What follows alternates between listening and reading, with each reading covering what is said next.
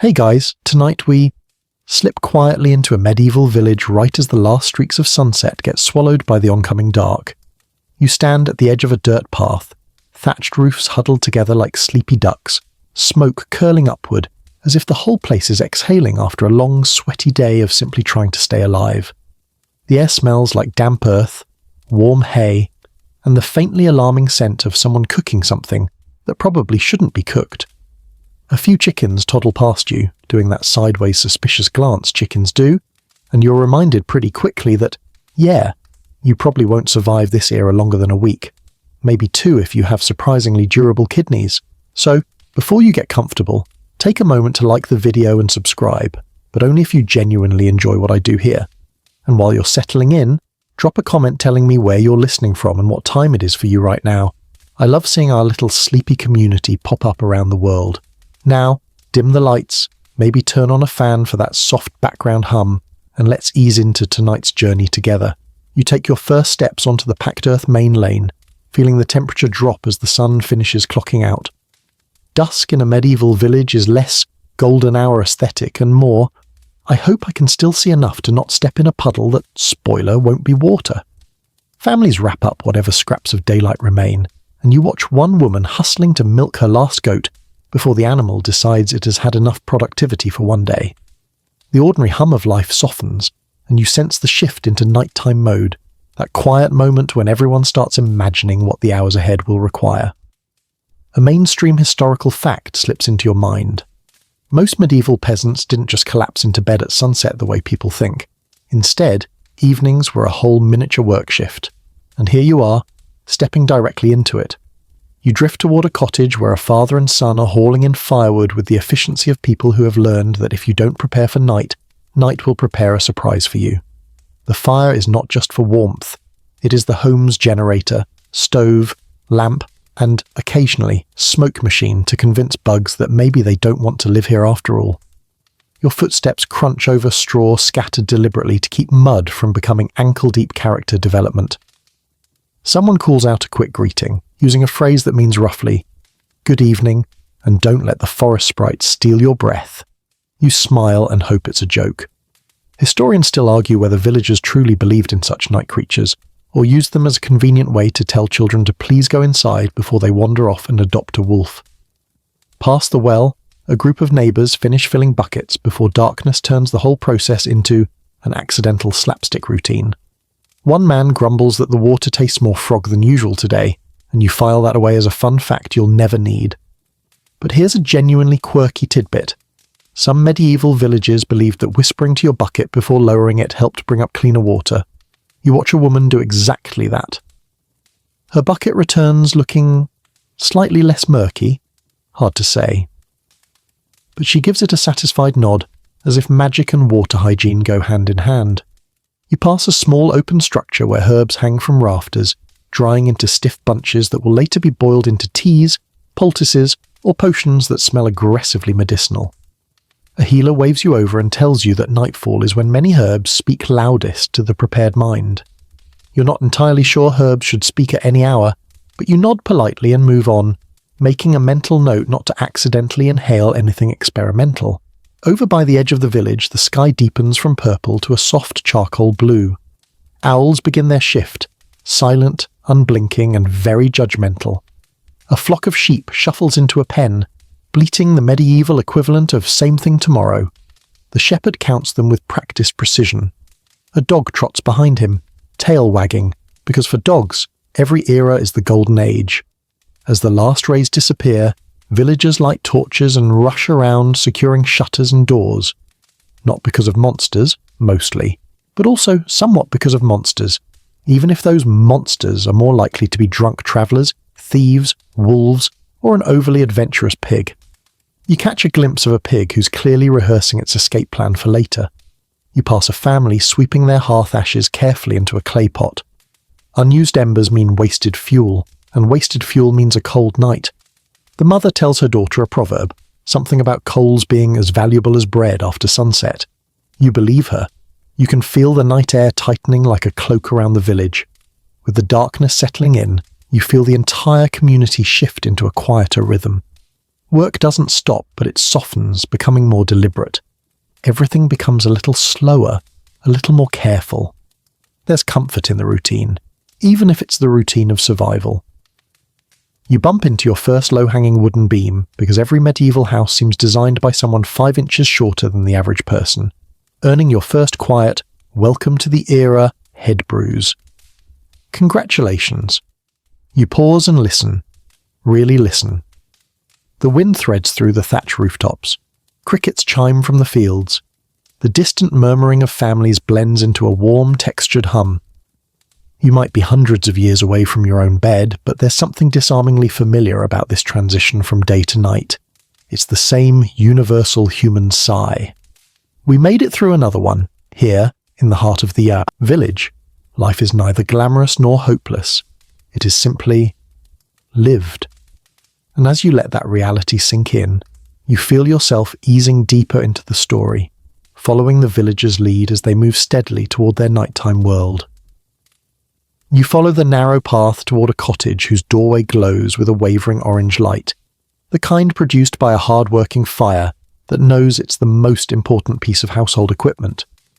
Inside, you're greeted by the bustling end-of-day frenzy that somehow feels more chaotic than the busiest morning.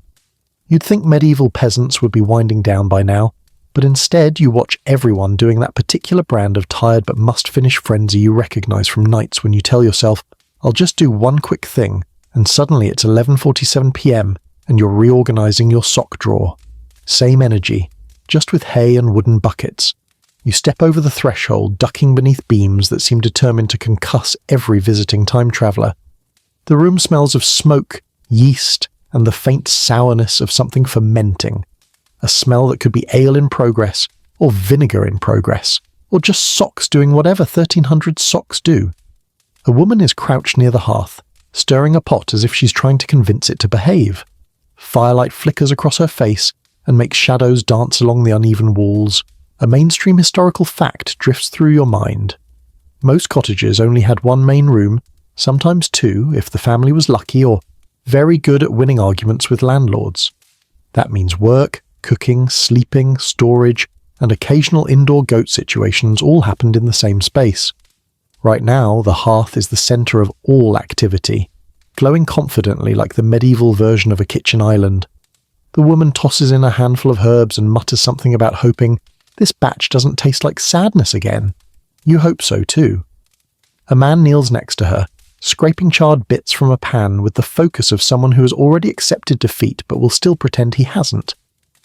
You watch him work and realise that washing dishes in an era without dish soap is basically a strength training exercise. Bonus, it warms your hands, which is great because medieval houses have the insulation of a damp towel. Your attention drifts to the corner where two children are mending clothes. One holds a tunic, the other tries to thread a needle by firelight, which is a challenge even when you have electricity and glasses.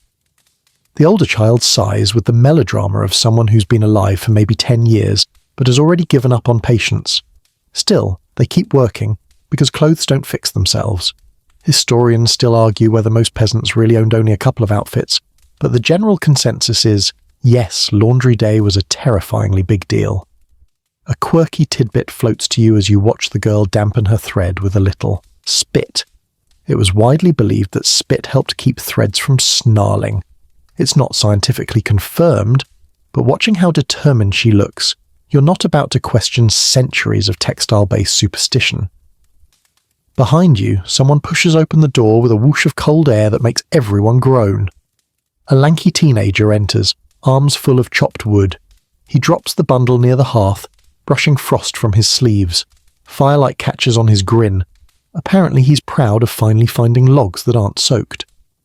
He rakes them into a neat stack with the flair of a medieval barista, arranging mugs for customers. His mother directs him toward a row of clay pots cooling beside the wall.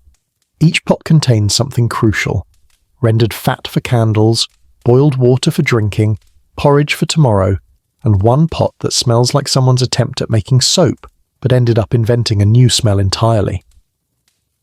The teenager leans over it and recoils with a dramatic gag. That's 2 jokes down, and this era keeps handing them to you. You walk deeper inside, noticing how everything revolves around the fire's reach. Anything that needs finishing before bed must be done now, before the light becomes too dim for human eyes, or worse, before someone knocks over the one torch still burning. A woman near the door sharpens a knife by lamplight, steady and precise. You hope she doesn't sneeze. You also hope the lamp doesn't sputter again. Each flicker feels like a tiny cliffhanger.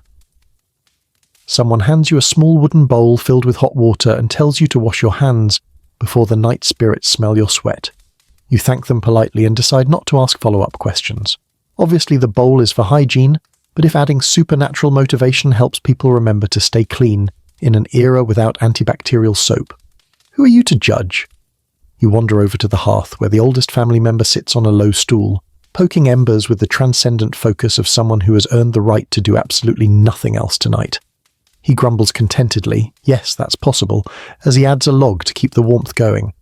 Fire management is basically the medieval version of knowing how to keep your phone battery alive while travelling.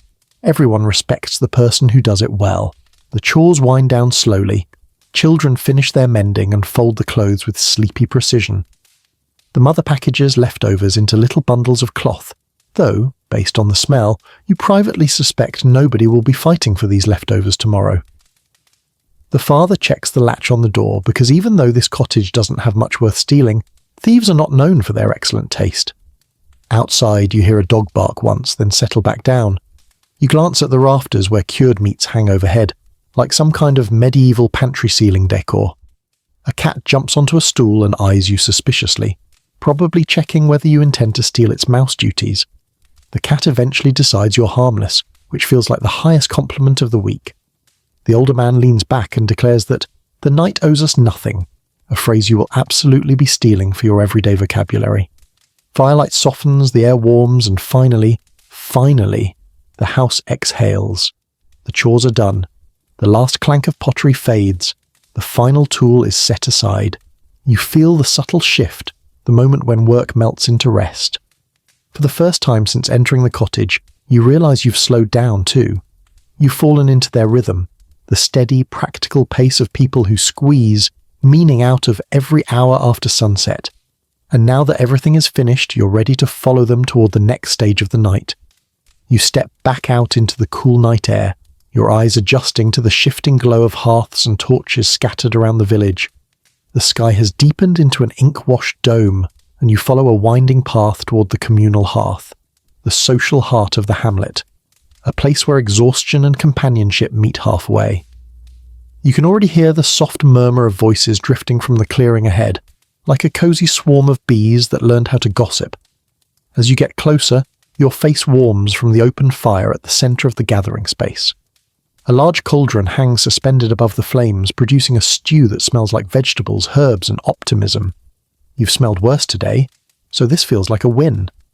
People sit on low stools and worn logs, leaning in toward one another as though sharing warmth amplifies stories. You take your place among them, trying not to trip over a random chicken that has decided this is also its preferred social spot. Firelight sparks off metal buckles, wooden bowls, and the shiny foreheads of people who've worked a little too close to the blaze. A dog sprawls at your feet, thumping its tail like you're already best friends. A mainstream historical fact settles into your mind. Communal hearths were essential gathering places for peasants, especially in smaller villages where not every home could keep a fire going all night. Fire was expensive, fuel didn't magically appear, and the shared warmth fostered an unspoken agreement. You bring the gossip, someone else brings the onions. The conversations around you weave together like threads in a tapestry. Two women argue softly about whether the baker's new apprentice is diligent or dangerously clumsy. A pair of men discuss repairing the fence on the north field, blaming its collapse on a combination of weak wood, bad luck, and possibly goblins. Historians still argue whether medieval villagers genuinely believed in goblins, or whether they just used them as the medieval equivalent of saying, well, that's above my pay grade. A young boy hands you a wooden bowl of stew. It's warm and surprisingly hearty, though a floating chunk of something unidentifiable stares at you like it knows your secrets. When you hesitate, the boy grins and says, if it doesn't bite you, it's safe.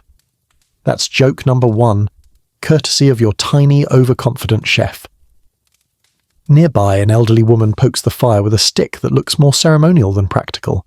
She hums a tune you don't recognize, soft, meandering, almost like a lullaby. And when she notices you listening, she explains that it's a local song meant to keep the flames from wandering off. You're not entirely sure flames can wander, but you nod politely, appreciating that quirky tidbit. In a world run by candlelight and charcoal, giving fire a personality probably wasn't that far-fetched. Another pot sits near the edge of the hearth, filled with something thick and pale. A man tells you proudly it's pottage, which appears to be everything edible thrown into one pot until it develops its own ecosystem.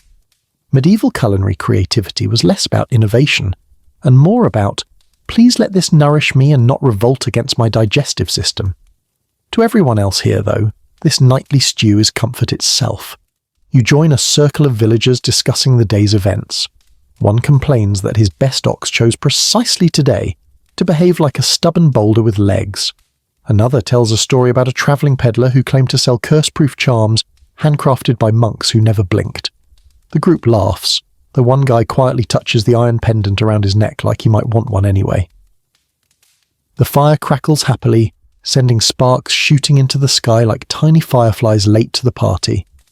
The warmth seeps deeper into your clothes, into your muscles, into the tension you didn't realize you'd been carrying since stepping into the past. The relaxed ASMR cadence of your internal narrator, yes, that's me, wraps around the scene like a soft blanket.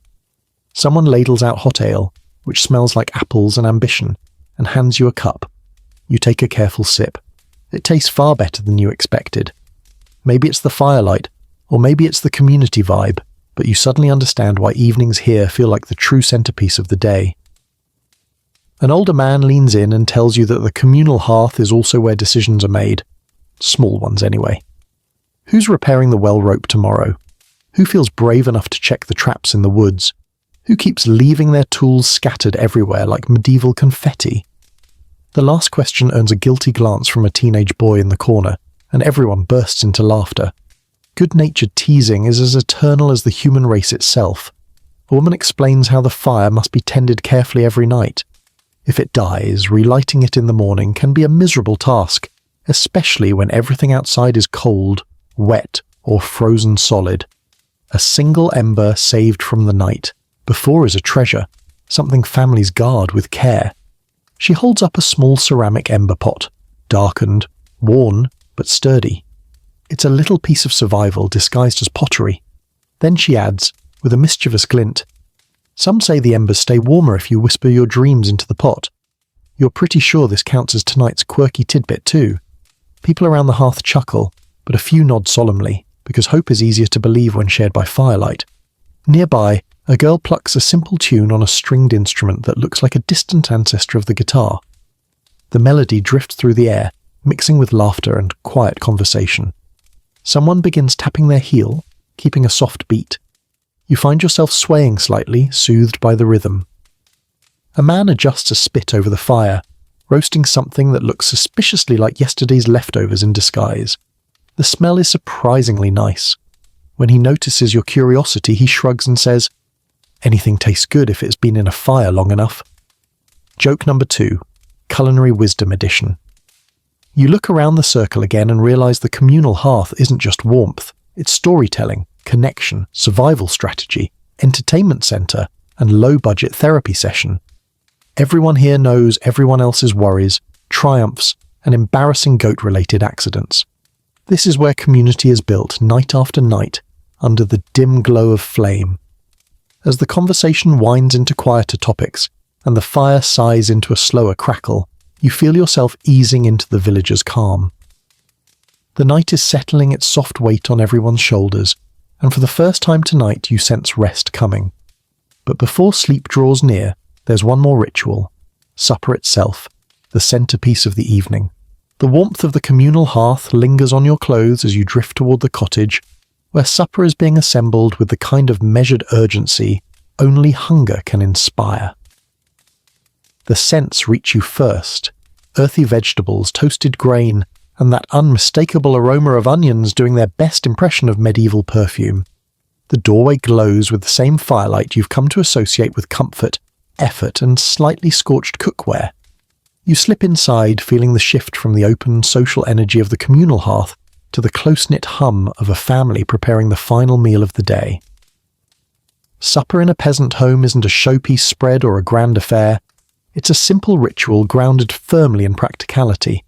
Everything you do in this small, warm room ties back to survival, thrift, and squeezing flavour from whatever the land has grudgingly provided. The wooden table stands at the room's centre like the village's unofficial negotiating platform. Who gets the last spoonful? Who eats first tonight? Who tried to sneak a carrot earlier? Smooth from years of elbows, knives, and bowls, its surface reflects tiny flickers of flame. A child wipes it down with a damp cloth, careful and methodical, like this small task is tonight's most important contribution. Here's a straightforward historical fact slipping into your thoughts. Supper was often the lighter meal of the day for medieval peasants since the noon meal, dinner, was when the bulk of the calories were consumed. But lighter doesn't mean unimportant. Supper offers comfort, warmth, and a psychological ending to the day. It's a moment when the family acknowledges, we've made it through another round. The mother ladles out pottage from a pot so sturdy it could probably double as a defensive weapon if necessary. The stew looks actually decent tonight. You see barley, leeks, some root vegetables, a few wilted greens, and maybe, just maybe, a shred of salted meat. A true luxury. When you raise your eyebrows at the sight of it, the father grins and says, "But don't worry, the meat flavour will vanish if you look at it too long." Joke number 1. Courtesy of medieval culinary pessimism. Chips of bread, yesterday's judging by their commitment to resisting all known chewing techniques, are placed into bowls to soften under the hot pottage. A girl tears the pieces with the solemn concentration of someone performing a sacred rite. In a way, she is. Bread is life here. Humble, filling, endlessly reused. Sometimes hard enough to be repurposed into building material if dinner plans fall apart. You take a seat on a low stool, the kind that looks like it has 2 settings, wobbly and very wobbly. The family gathers around the table. There's no strict etiquette beyond common sense. Eat what you're given, don't spill, and definitely don't complain when the best part of the meal is the heat radiating from the bowl. A quirky tidbit bubbles up in your memory. Some households used trenchers, stale rounds of bread that acted as edible plates, absorbing juices before being eaten or handed to animals later. Tonight these folks seem to favour wooden bowls, but the logic remains the same. Nothing wasted, nothing extra. A boy drags a small stool closer and sits beside you, squinting curiously at your face as if trying to figure out why you look so well-fed. He offers you a spoon that has clearly lived a long and adventurous life. When you hesitate, he says, "Don't worry, the dog only chewed the handle." Everyone laughs, making that joke number 2. You choose not to examine the handle too closely under the firelight. You lift your spoon to your lips, tasting the pottage. It's warm, savoury, subtly smoky from the hearth. Is it amazing? Not by your standards. But here, in this room, with the villagers chatting and the fire breathing a steady pulse of heat into the air, it's oddly comforting. Food is always flavoured by context, and tonight's context is rich with effort and connection. Conversation blooms around the table like a small, safe fire of its own. Nothing dramatic, just the rhythm of daily life. Someone mentions that the millstone jammed again. Another boasts about finally repairing the patch in the roof, though the mother skeptically murmurs, "We'll see during the next rain." A grandmother recounts the story of a fox that snuck into the henhouse years ago, a story she clearly enjoys more with every retelling. You find yourself falling into their cadence, slow but lively, a mix of complaints and gratitude, small triumphs and shared annoyances. Every sentence seems to end with a shrug, a grin, or a sigh. As the meal settles into a relaxed flow, you notice a bowl being passed around containing something darker and thicker than the pottage. The father explains it's a special mash made from peas and herbs, eaten on days when the pottage needs reinforcements. You take a small spoonful and discover it tastes exactly like something designed to keep you alive, which is honestly its entire job description. The mother hints about plans for tomorrow. More wool to card, more kindling to gather, more things to fix. Medieval life is an endless checklist, like your own to-do list but with higher stakes and significantly fewer opportunities to procrastinate. The daughter groans dramatically when chores are mentioned, and her father laughs, nudging her gently with his elbow. A moment later, the conversation shifts to dreams, literal ones, the kind you have when you sleep. The grandmother declares that dreaming of a white horse signals good fortune, while dreaming of a black bird means a visitor will arrive. Historians still argue whether medieval people genuinely believed in strict dream symbolism or whether most interpreted dreams more loosely. But tonight, in this little cottage, the debate is irrelevant. The grandmother's authority on this matter is absolute. A toddler tries to sneak a second hunk of bread and is caught instantly. The mother gives him a theatrical gasp of disapproval and he giggles, clutching the prize as though the bread police might burst through the door at any moment. The father shakes his head fondly. "Bread makes clever thieves," he says. Joke number 3, simple, but it lands. You can feel the room mellowing as everyone slows their eating. Bowls become emptier, bread crusts shrink. People lean back in their chairs with sighs that signal the sort of satisfaction that comes not from indulgence, but from knowing you've eaten enough to feel steady for the night. The fire crackles, casting gentle shadows on the walls. A soft breeze sneaks through a crack in the shutter, dimming the flames for a heartbeat. Someone rises to poke at the logs, coaxing more life from the embers. The family begins clearing the table in a smooth, practiced dance. Wooden bowls stack with soft clunks. Spoons clatter into a basin of warm water. Crumbs vanish under a quick brushing. It's not rushed. It's simply part of the ritual. And as you sit there, warmed from within and without, you realize supper has done exactly what supper is meant to do. Anchor the night, strengthen the bond between those gathered, and soften the transition into the quieter hours ahead. Soon, the family will tend to their animals one last time before settling in, and you, still following the gentle thread of their nightly rhythm, will go with them. You step back outside with the family, the cool night air wrapping around you like a damp wool cloak that no one asked for. The world beyond the cottage has grown quieter, but not empty. Darkness in a medieval village is a living thing, full of soft rustles, curious snorts, and the occasional mysterious thump that villagers pretend not to hear. And now, it's time for one of those inevitable after-supper routines. Checking on the animals before night fully claims the fields. A lantern swings gently from the father's hand, its flame bobbing inside the little horn-panelled frame like it's trying to escape. The yellow glow spills onto the beaten path as you all make your way toward the livestock pens. These evening rounds are more than chores. They're a last sweep of security, comfort, and practicality. Animals are wealth, responsibility, and alarm system all rolled together. If anything happens to them in the night, it's not just inconvenient, it's disastrous. A mainstream historical fact drifts into your mind. Livestock were a medieval peasant's lifeline. Cows, sheep, goats, pigs, and chickens didn't just represent food. They were fuel, clothing, labour, trade, and social standing. Losing one animal, even a small one, could destabilise an entire household. So yes, these nightly visits matter. The path crunches beneath your boots as you follow the family. Crickets chirp from the hedges, and somewhere in the dark an owl hoots, with the impeccable timing of someone who knows how to make an entrance. The children walk ahead, swinging a little too close to puddles that smell suspiciously unsupervised. You make a mental note to step around those. A goat bleats in the distance, sounding as though it's personally offended by something that happened earlier. The father mutters, "Probably upset about supper, same as me," earning the night's first joke. When you reach the cowshed, a leaning structure that seems to be held together by faith, rope, and a questionable amount of mud, you duck inside and are immediately greeted by warmth, the earthy smell of hay, and the unmistakable aroma of cow breath, which, surprisingly, is less awful than some of the stew you've encountered so far. A placid brown cow turns her enormous head toward you, blinking slowly, as if evaluating whether you're here to feed her or bother her. A lantern is hung on a peg, bathing the space in soft gold light.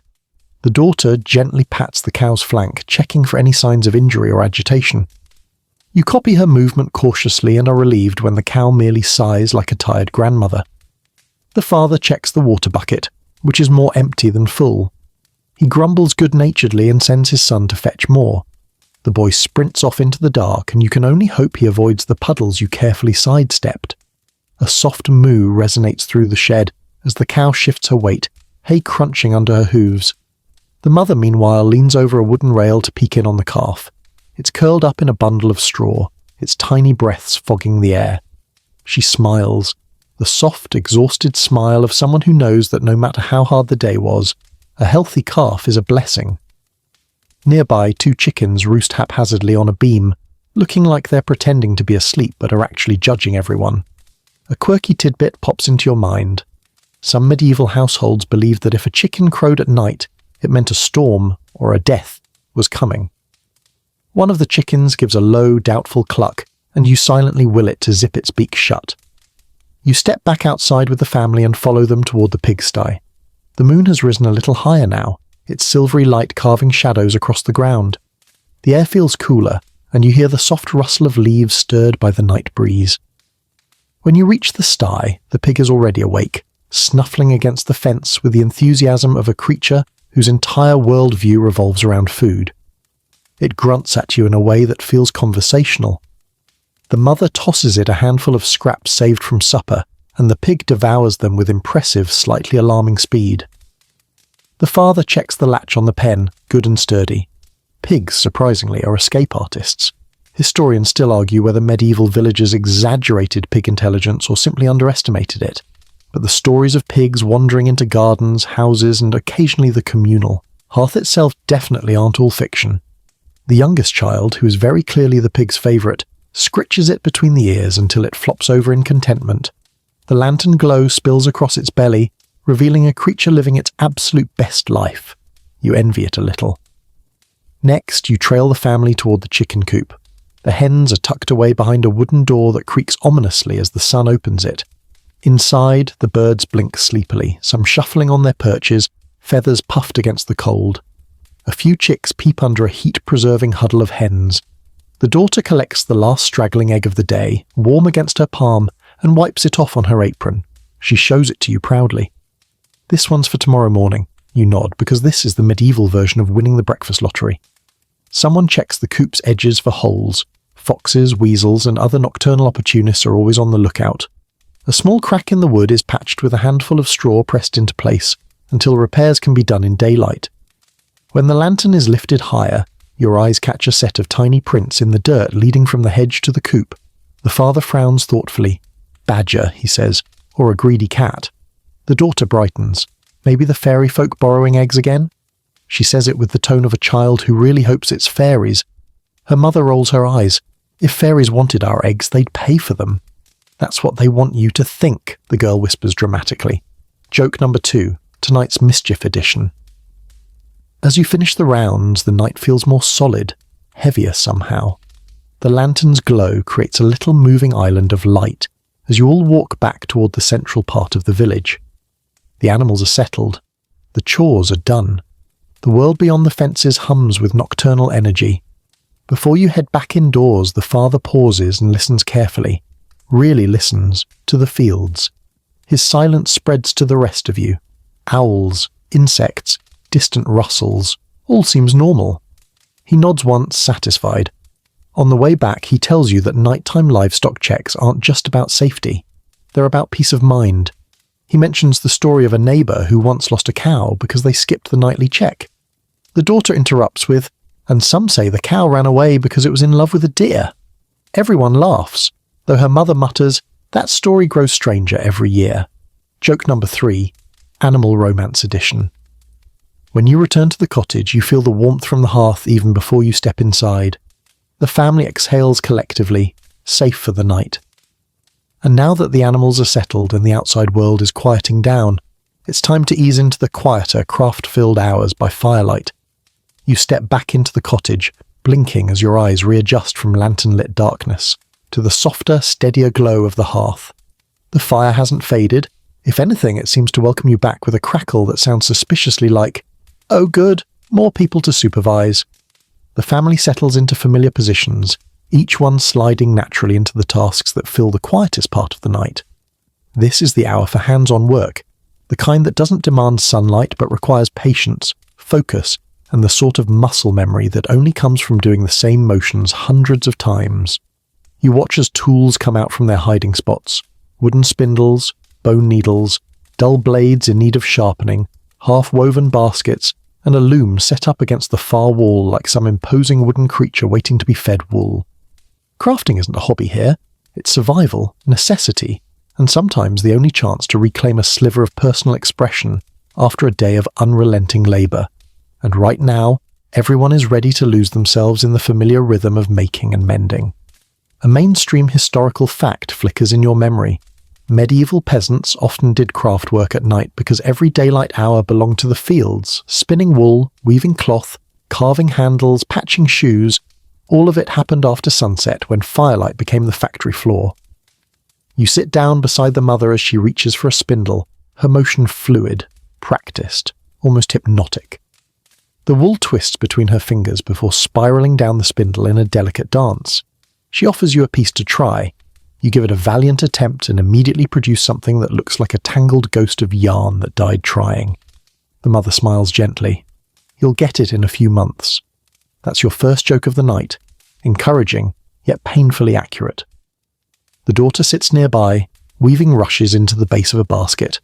Her fingers move quickly, the plant fibres bending and cooperating under her touch. She explains that rushes must be harvested at the right time of year. Too dry and they crack, too wet and they rot. She pats the basket in progress lovingly, as if it's already earned its place in the household. A quirky tidbit rises to the surface of your thoughts. Some medieval villagers believed that if you wove a basket while grumbling, the basket would carry your bad mood and fall apart sooner. You glance at the girl, she's smiling and humming. This basket is going to outlive all of us. Across the room, the father sharpens a scythe blade, his movements slow and controlled. Metal meets stone with a gentle rasp rhythm, steady enough to lull you into a half-dreamy state. Sparks flicker briefly with each stroke, tiny glowing fireflies born and extinguished in an instant. His son sits beside him, repairing a wooden tool handle with careful taps of a small mallet. Every so often he pauses, evaluates the angle, makes a thoughtful grunt, then continues. You admire the seriousness with which he approaches the task. He may be young, but he understands exactly how much rides on making this handle sturdy. Someone snorts behind you. It's the adolescent boy from earlier, the one who seems to find humour in the smallest possible moments. He's carving something from a block of wood, tongue poking out in concentration. It's a spoon, he says proudly, though it currently looks more like an existentially confused potato. A good spoon takes time. You nod solemnly and he adds, also, maybe a better knife. Joke number 2 arrives with impeccable delivery. The grandmother pulls out a stack of clothes needing repairs, frayed edges, loose seams, worn elbows. She threads a needle with the ease of someone who's done it thousands of times and probably could do it in complete darkness. She pats the space beside her, inviting you to sit. When you do, she launches into the details of each garment, the story of the tier, the stubbornness of the fabric, the small victories of past repairs. Her voice is soft, soothing, and you can feel the rhythm of the night settling around you like a comforting hush. She leans closer and whispers that some stitches must be made, with the moon in mind, because mending done under a waxing moon is supposed to last longer. Historians still argue whether medieval moon-based crafting beliefs were widespread, or more localized superstition. But here, in this cottage, the moon phase matters. It's one part practicality, one part tradition, one part quiet magic woven through everyday life. You feel yourself sinking into the gentle cadence of the room. No one rushes. The work is steady, calming, meditative. The fire cracks, the wool twists, the blade scrapes, the basket bends. It's almost ASMR before ASMR existed, except instead of tapping on objects, people here are tapping into ancient routines that carry a subtle, grounding rhythm. The mother pauses her spinning long enough to check on a clay pot near the fire, where she's been heating tallow for candle making. She dips a wick into the liquid fat, pulls it out, lets it cool, and dips again. Each pass adds another delicate layer. Candle making is slow, repetitive, and strangely soothing to watch. If you rush it, she murmurs, the candle sulks and burns poorly. You silently promise never to anger a candle again. A soft gust of wind slips through the cracks in the shutter, making the fire flutter sideways. The father glances at it with a frown. Wind's picking up, he says. Might be a storm. The grandmother counters, Or the wind spirits roaming? The father raises an eyebrow. She smiles mischievously. Joke number 3 delivered with grandmotherly flair. You lean back on the stool and take in the whole scene. The layered sounds, the overlapping tasks, the shared purpose. Crafting isn't just work, it's comfort, community, identity. It's the subtle magic of creating something useful with your own hands. And as the minutes stretch into nearly an hour, you realize there's a deep sense of peace in this kind of productivity. Quiet, focused, communal. One child yawns, another leans against his mother. The grandmother's stitching slows. The fire softens its glow from bright gold to a sleepy, ember-red warmth. Night is deepening, and as the last pieces of craftwork are finished and tools tucked away, the world outside begins singing a different song, one you're about to step into. The night sounds are waiting. You ease back out of the cottage once more, stepping into a night that has grown deeper, fuller, almost velvety in its stillness. The air is cooler now, sliding gently across your cheeks like a reminder that even in a world full of chores, noise, and human bustle, the darkness has its own agenda. The village behind you sighs into a quieter rhythm, and you find yourself drifting toward the edges, where the familiar glow of hearths fades and the world slips into shadow. And this is the moment medieval peasants knew intimately, the moment when the day's work gives way to the mysterious symphony of nighttime sounds. You pause, letting your ears adjust. At first, it feels like you're listening to silence. But silence in a medieval village is never empty. It's simply full of things you haven't learned to hear yet. A cricket chirps nearby, its tiny rhythm surprisingly confident. Something rustles through the grass. Probably a mouse or maybe a self-important beetle. Further away, a dog gives a single declarative bark, as if announcing that yes, it is still doing its job. The wind slips through the hedgerows, carrying with it the mingled scents of earth, smoke, hay, and the faint whiff of manure, an aroma that is less unpleasant and more medieval air freshener. A mainstream historical fact settles quietly into your thoughts. Without electric lights, medieval nights were profoundly dark. People navigated by moonlight when it was available and by memory when it wasn't. The night was an entire landscape of sound, where every creak, rustle, or distant howl carried weight, sometimes reassuring, sometimes unsettling. You take a few steps toward the village boundary, guided by the soft lantern glow from a home behind you. As you walk, the night opens more fully. An owl hoots again, closer now, and you catch a glimpse of its pale wings gliding silently above the fields. Owls were good omens to some, bad omens to others. You decide to take this one as a neutral, bird-shaped auditor of your journey. A quirky tidbit floats into your mind. Some medieval villagers believed that if you heard 3 owls call in a row, it meant rain was coming. Unless it meant death was coming. Unless it meant nothing at all. Interpretations varied wildly depending on the village, the season, and whether someone had recently stubbed a toe. Superstition was less a set of rules and more a choose-your-own-adventure book. You pause beside a low wooden fence and rest your hands on the smooth top rail. Somewhere in the field, a sheep bleats softly in its sleep, an oddly comforting sound that suggests even livestock have dreams worth vocalizing. You smile to yourself, imagining a sheep dreaming of perfect grass. That's joke number 1, the sheep's version of a 5-star vacation. Farther away something scurries, and you instinctively stiffen. The mother from earlier had warned you that hedgehogs roam the night looking for insects. You relax. Hedgehog is basically a tiny medieval adventurer armed with needles instead of courage. Behind you, a low door creaks as an old man emerges from his cottage to empty a bucket. He nods to you, squinting into the dark. "Quiet out," he murmurs. "Too quiet." He pauses, making sure you're listening. Means the night's thinking. You nod respectfully, unsure how one would measure the intelligence of the night. Still, it's a beautifully spooky thought. He shuffles back inside, his wooden clogs clacking lightly. The sound echoes, then fades into the larger tapestry of nighttime murmurs. You walk slowly along the fence line, savouring the sensory details. The damp earth under your boots, the chorus of insects rehearsing their nightly opera, the faint clunk of a shutter closing, a soft rhythmic thunk as someone splits a final piece of kindling. Even laughter drifts from a distant cottage. Light, gentle laughter you can only just catch. Historians still argue whether medieval villages were truly this quiet at night, or whether modern people simply underestimate how much subtle noise filled the darkness. But standing here now, you understand. Medieval quiet wasn't absence, it was texture. You breathe in deeply, crisp, cool, alive, even calming. Then, naturally, something largish crashes in the bushes, and you jump 2 inches off the ground. The next moment, a fox trots casually into the moonlight, giving you a look that clearly says, "Relax, I'm gorgeous." That's joke number 2, foxes judging you for lacking poise. You follow a narrow trail around the side of a small shed where the sounds change again, this time to the heavy rhythmic thump-thump of a loom from a neighbouring cottage. The faint glow through the shutters tells you someone is still weaving late into the night.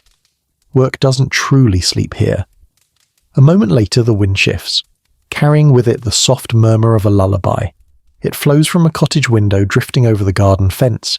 Gentle, slow, the kind of melody that probably hasn't changed in centuries. It soothes you instantly. Even without understanding the words, the sound tucks itself into your spine, smoothing out whatever tension remains.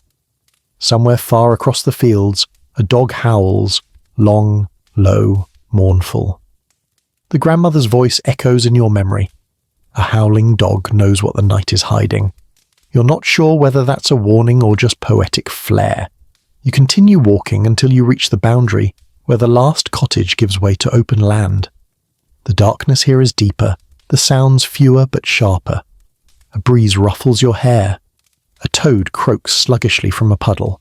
A beetle skitters across a stone, sounding far louder than seems reasonable. You close your eyes for a moment and let your other senses rise. Hearing, smell, touch. The medieval night becomes a blanket of subtle sensations. You can almost hear the growth of the trees, the shifting of distant hills, the tiny exhale of the earth cooling after the heat of day.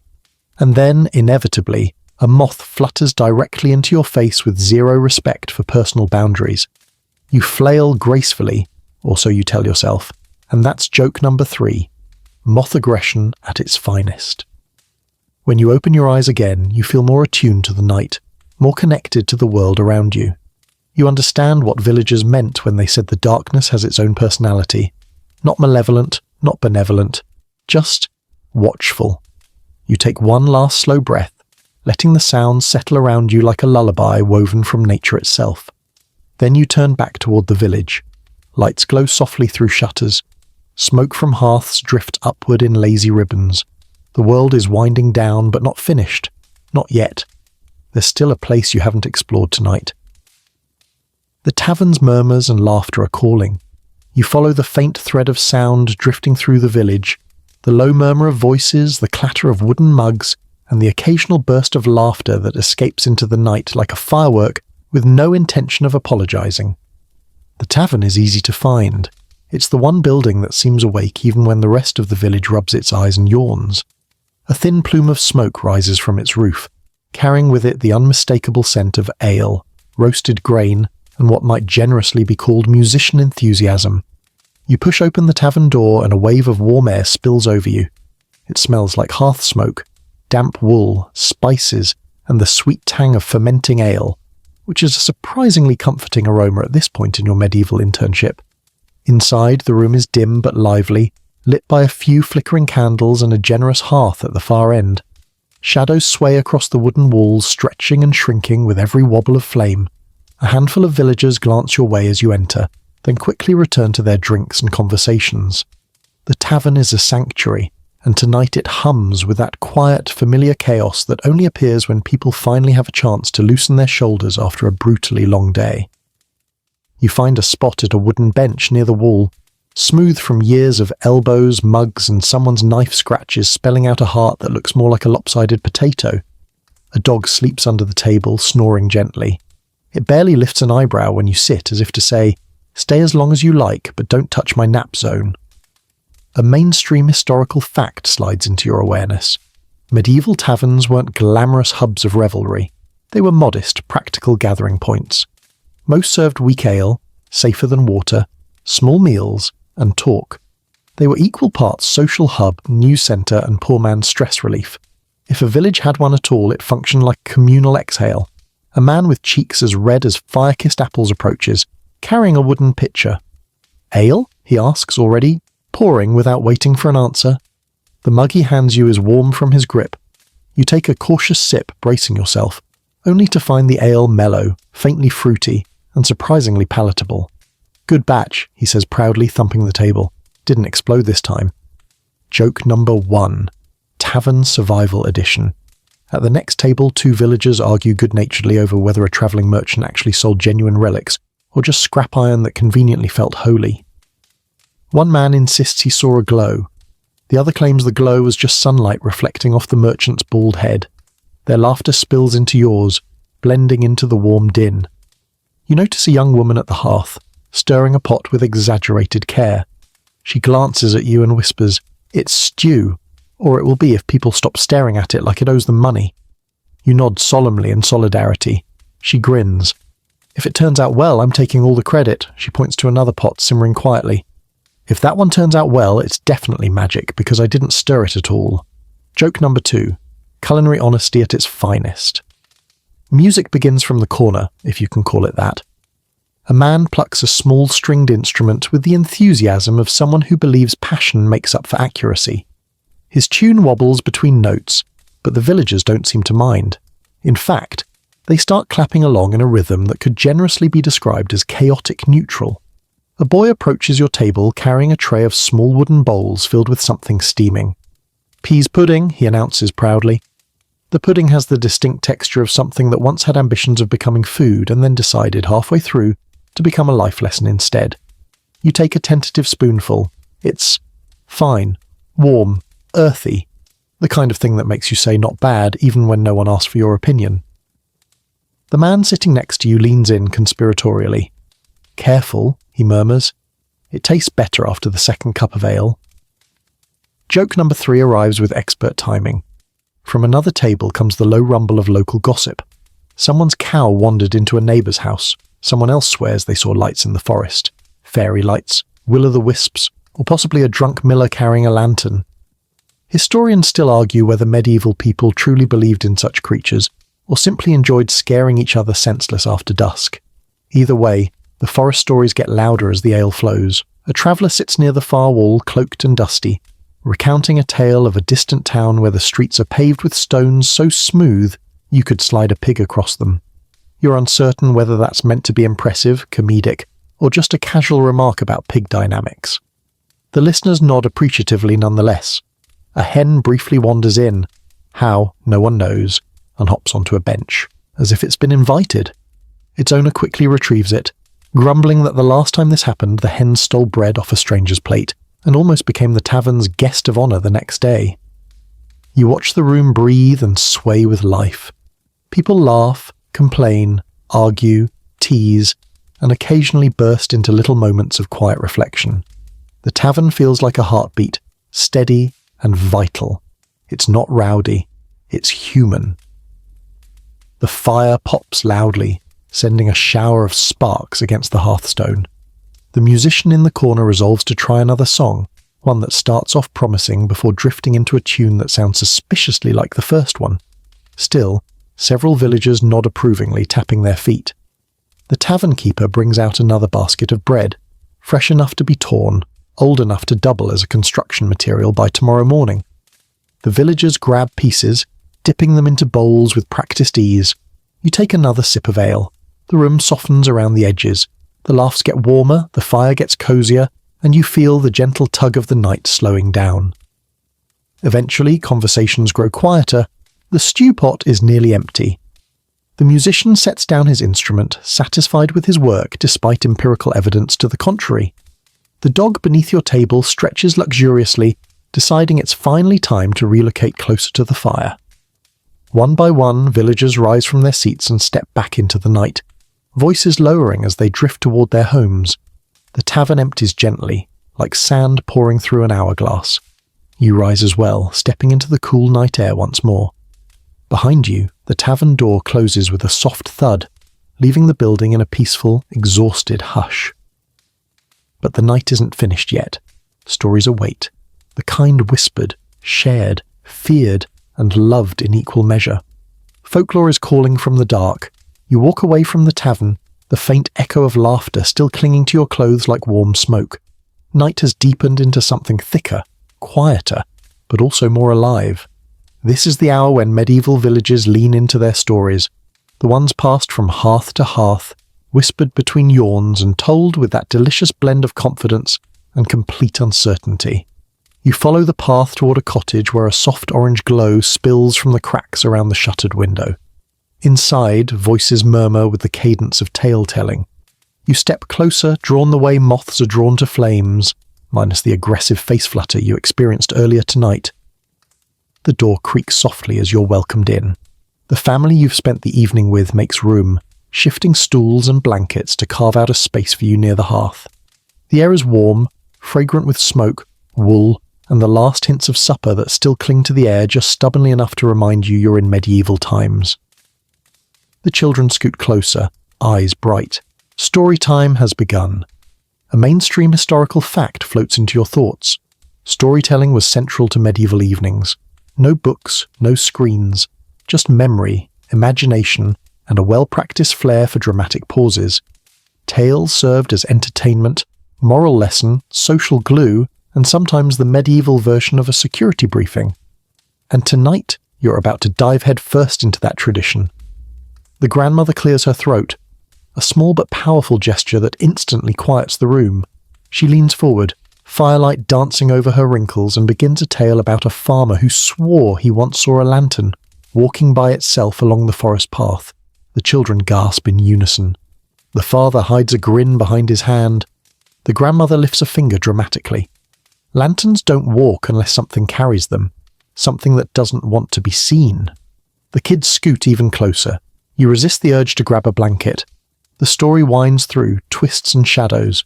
She describes the mysterious light bobbing just beyond the farmer's reach, leading him deeper into the trees.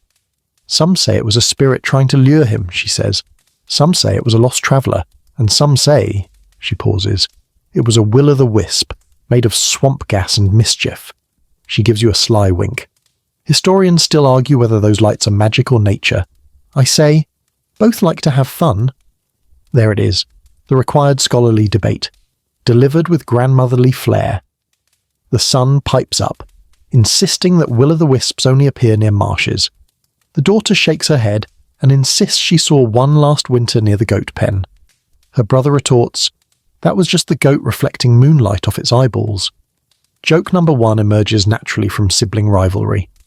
You settle deeper into your seat as another story begins, this time told by the father. His voice is slower, more deliberate, the kind of voice that knows how to build tension. He tells the tale of a miller who made a deal with a midnight guest, a shadowy figure who visited once a year to ensure the miller's grain never spoiled. In exchange, the miller had to leave a jug of ale on the doorstep every midsummer's night. The children lean in. You lean in. Even the fire seems to lean in. But one year, the miller forgot the offering. And that night, strange noises echoed through the mill, knocking, whispering, dragging sounds like sacks being moved by invisible hands. The miller never forgot again. The grandmother scoffs teasingly. Everyone knows that stories only told to keep children from drinking the ale. The father shrugs. Well, it works. Joke number two lands with a soft chuckle. Across the room, a teenage boy uncrosses his arms, long enough to contribute his preferred brand of story, local gossip disguised as legend. He claims he once saw an enormous black dog with glowing eyes near the orchard, and he's convinced it was the Barguest, a spectral hound said to guard the boundary between the village and the wild. His sister interrupts. It was the neighbour's dog. He insists. The neighbour's dog doesn't glow. She counters. Neither did that one. The grandmother laughs, patting his arm. Let him have his glowing dog. You love this. The way folklore here is a living, breathing creature, part truth, part imagination, part entertainment. It evolves in real time, reshaped by memory, humour, fear, and the irresistible human urge to make sense of the dark. A quirky tidbit flickers in your mind. Some medieval villagers believed that telling a scary story while the fire burned low could accidentally invite unwelcome spirits to listen in.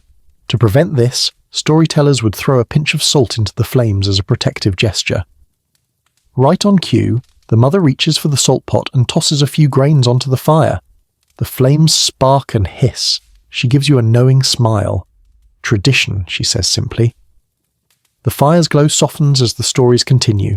A tale of a knight who wandered into the wrong forest. A tale of a midwife who could charm bees. A strange but oddly charming tale of a rooster that predicted the annual harvest more accurately than the village priest. Because, the father whispers, the rooster actually pays attention. Joke number 3, feathered and factual. You listen to every voice as it rises and falls. The room darkens, save for the fire's pulse and a single candle flickering bravely from the table. Shadows dance across wooden beams. The stories shift from playful to eerie to hopeful and back again. Each tale reflects the villagers' lives, the uncertainties they face, the hopes they hold, the fears they whisper in safe company. The grandmother speaks once more, her voice softer now. She tells a brief story about a dream she had as a child, of a tall figure dressed in moonlight, pointing her toward a field of golden wheat. And the next day, she says, my father found the best patch of ground he ever farmed. She shrugs. Maybe a dream, maybe more. The night likes to speak if we listen. A hush settles over the room, not tense, just thoughtful. The mother reaches for her daughter's hand. The father leans back, exhaling long and slow. You feel the weight of the fire-warmed air, the closeness of everyone present, and the gentle pull of fatigue creeping in from behind your eyelids. One final story drifts through the room, short, light, about a mischievous sprite said to tie knots in people's hair while they sleep. The grandmother swears it happened to her once. The mother raises an eyebrow. The grandmother insists it wasn't due to her tossing and turning. Everyone laughs softly, letting the story dissolve into the glowing air. And just like that, the night of tales draws to a natural close. The fire pops gently, the candle burns low, and the children grow noticeably heavier with sleep. Tales have a way of settling the mind, grounding the heart, and preparing the world for rest. Outside, the night waits quietly. Inside, the last embers glow steady and warm. And now, you follow the family from storytelling into the next nightly rhythm. Those seasonal duties that shift with the turning of the year. You step back outside with the family, the cool night air brushing your cheeks as if to remind you that the world beyond the cottage is always shifting. Season to season, day to day, chore to chore. The darkness feels different now, as though the stories you just heard have softened it, given it a gentler heartbeat. But tonight's rhythm isn't shaped only by stories or supper or crafts. No, this is the medieval world, where even the night has work to do. And that work changes with the seasons. You follow the father toward the edge of the village, where the fields stretch into the dim horizon.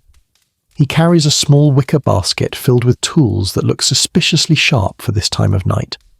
The children trail behind you, rubbing their eyes but trying very hard to look important. A mainstream historical fact nudges into your awareness. Medieval peasants didn't keep identical routines every evening. Night duties shifted dramatically depending on the season, planting, harvesting, tending, protecting, preserving. When the sun went down earlier or later, when frost threatened, when storms loomed, or when crops ripened overnight like impatient guests, people adapted. Night wasn't a break, it was a variable. Summer keeps us busiest, the father says as if reading your thoughts. Longer days, but the work never ends. He gestures toward the fields with his chin. Sometimes the plants need watching at night, sometimes the animals do. You imagine yourself as a medieval plant babysitter and decide this job is too much responsibility for someone who struggles to keep a succulent alive. Joke number 1 materializes at your expense silently. The mother joins you carrying a bundle of herbs tied with twine. She explains that in late summer, she walks the fields at night to inspect the growth of plants needed for remedies. Some herbs bloom only in the cool hours, she says. If you miss them, you wait a year. You can feel the weight of that truth, how time is slower here and mistakes last longer. As you walk farther from the cottage lights, the night sounds shift again. Crickets trade space with the wind's low hum. Grass brushes against your ankles. The lantern casts long, stretched shadows that wobble across the ground like sleepy dancers. The father stops beside a small patch of ground where the earth has been freshly turned. Kneeling, he checks the moisture level, pressing his fingers into the soil with the gentle firmness of someone who's done this every day of his life. He nods softly. "Good," he murmurs. "Rain helped?" Then he gestures for his son to sprinkle ash over the patch, a practice used to enrich soil before planting root vegetables. A quirky tidbit rises to your mind. Some medieval farmers believed that ash spread under a crescent moon improved crop strength more than ash spread under any other moon phase. As if summoned by your thought, the sun glances upward. The moon hangs thick and pale, not quite crescent, but close enough to earn a satisfied nod. You move on, the lantern bobbing ahead. Further along, the family stops at the communal grain storage hut, a stout structure perched off the ground on wooden stilts to keep rodents out. The father climbs the short ladder and tests the latch. He opens the door and peers inside. The faint smell of dried grain wafts out, warm and dusty. Everything seems intact, though he mutters about a stubborn mouse that suspiciously escaped all traps this week. The mother smirks. Maybe it's the one that listens to stories with us. Joke number 2 arrives with breezy delivery. You continue walking until you reach the orchards at the edge of the fields. Even under moonlight, the trees look majestic, tangled, heavy, ancient. A few apples lie scattered on the ground, the sweet scent drifting upward. The father picks one up, inspects it, and hands it to his daughter. She takes a bite and hums approvingly. "Almost ready," she says, wiping juice on her sleeve. During autumn, he tells you, families sometimes take turns guarding the orchards from thieves, human or otherwise. "Foxes are clever," he says, "but children stealing apples, even cleverer." He gives a nostalgic smile that suggests he might once have been one of those children. The air cools even further as a breeze whispers through the leaves above. The world around you feels ancient, cyclical, patient. You walk slowly, absorbing the sensation of being in a place where people live with the land, not around it. You follow the family toward a small shed tucked near a row of bushes. Inside, bundles of herbs hang from ceiling rafters, drying for winter use. Sage, thyme, mint, and several plants you can't identify, but are certain would ruin a smoothie. The mother checks the bundles, feeling for dryness. "If they mould," she explains, "we lose them, and a winter without herbs." She shakes her head. You don't need her to finish the sentence. Historians still argue whether medieval people placed more importance on herbal medicine than on prayers or charms. But here, standing in this shed, it's clear they used all three. Practicality and belief braided together like rope. Outside, the family gathers around a row of wooden hives, simple, dome-shaped bee houses made from coiled straw. In late summer and early fall, bees were checked even at night. The father holds the lantern low, watching the entrance. A single bee buzzes sluggishly past your ear, and you resist the urge to panic, reminding yourself that medieval bees were just like modern bees, equal parts adorable and alarming. "Good sign," the father says. "Quiet means they're calm." You nod as if you know what calm bees look like. You do not. But you appreciate his optimism. As you circle back toward the village, the mother stops to inspect a patch of cabbage plants covered with wool scraps tied to stakes. She laughs when she sees you're puzzled. "Look. Keeps pests away," she says. "Or so my grandmother swore." Whether this actually works is anyone's guess, but the cabbages look smug, so maybe it's effective. The youngest child tugs your sleeve and points to a cluster of stones, arranged deliberately near a path. You ask what it is.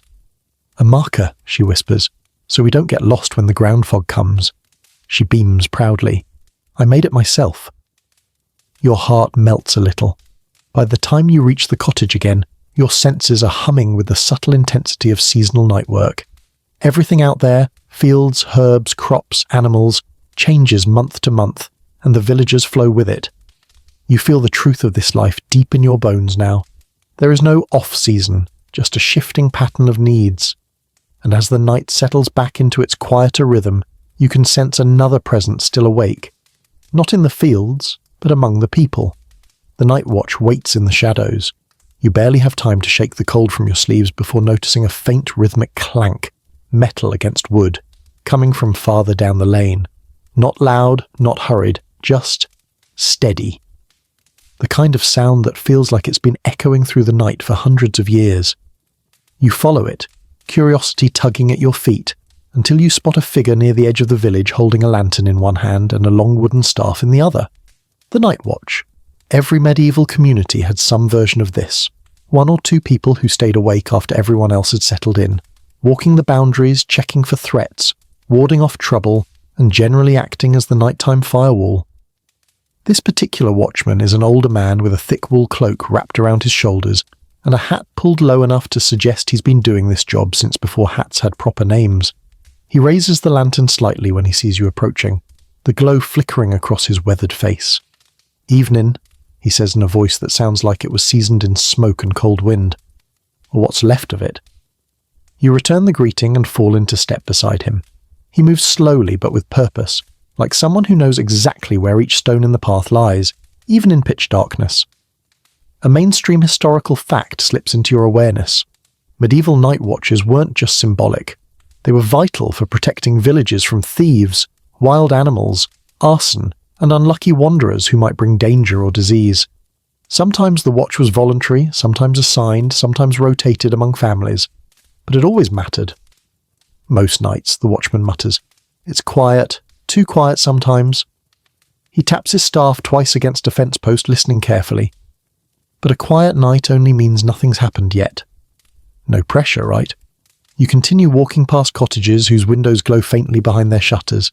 The village seems smaller, now tucked tightly under the blanket of darkness.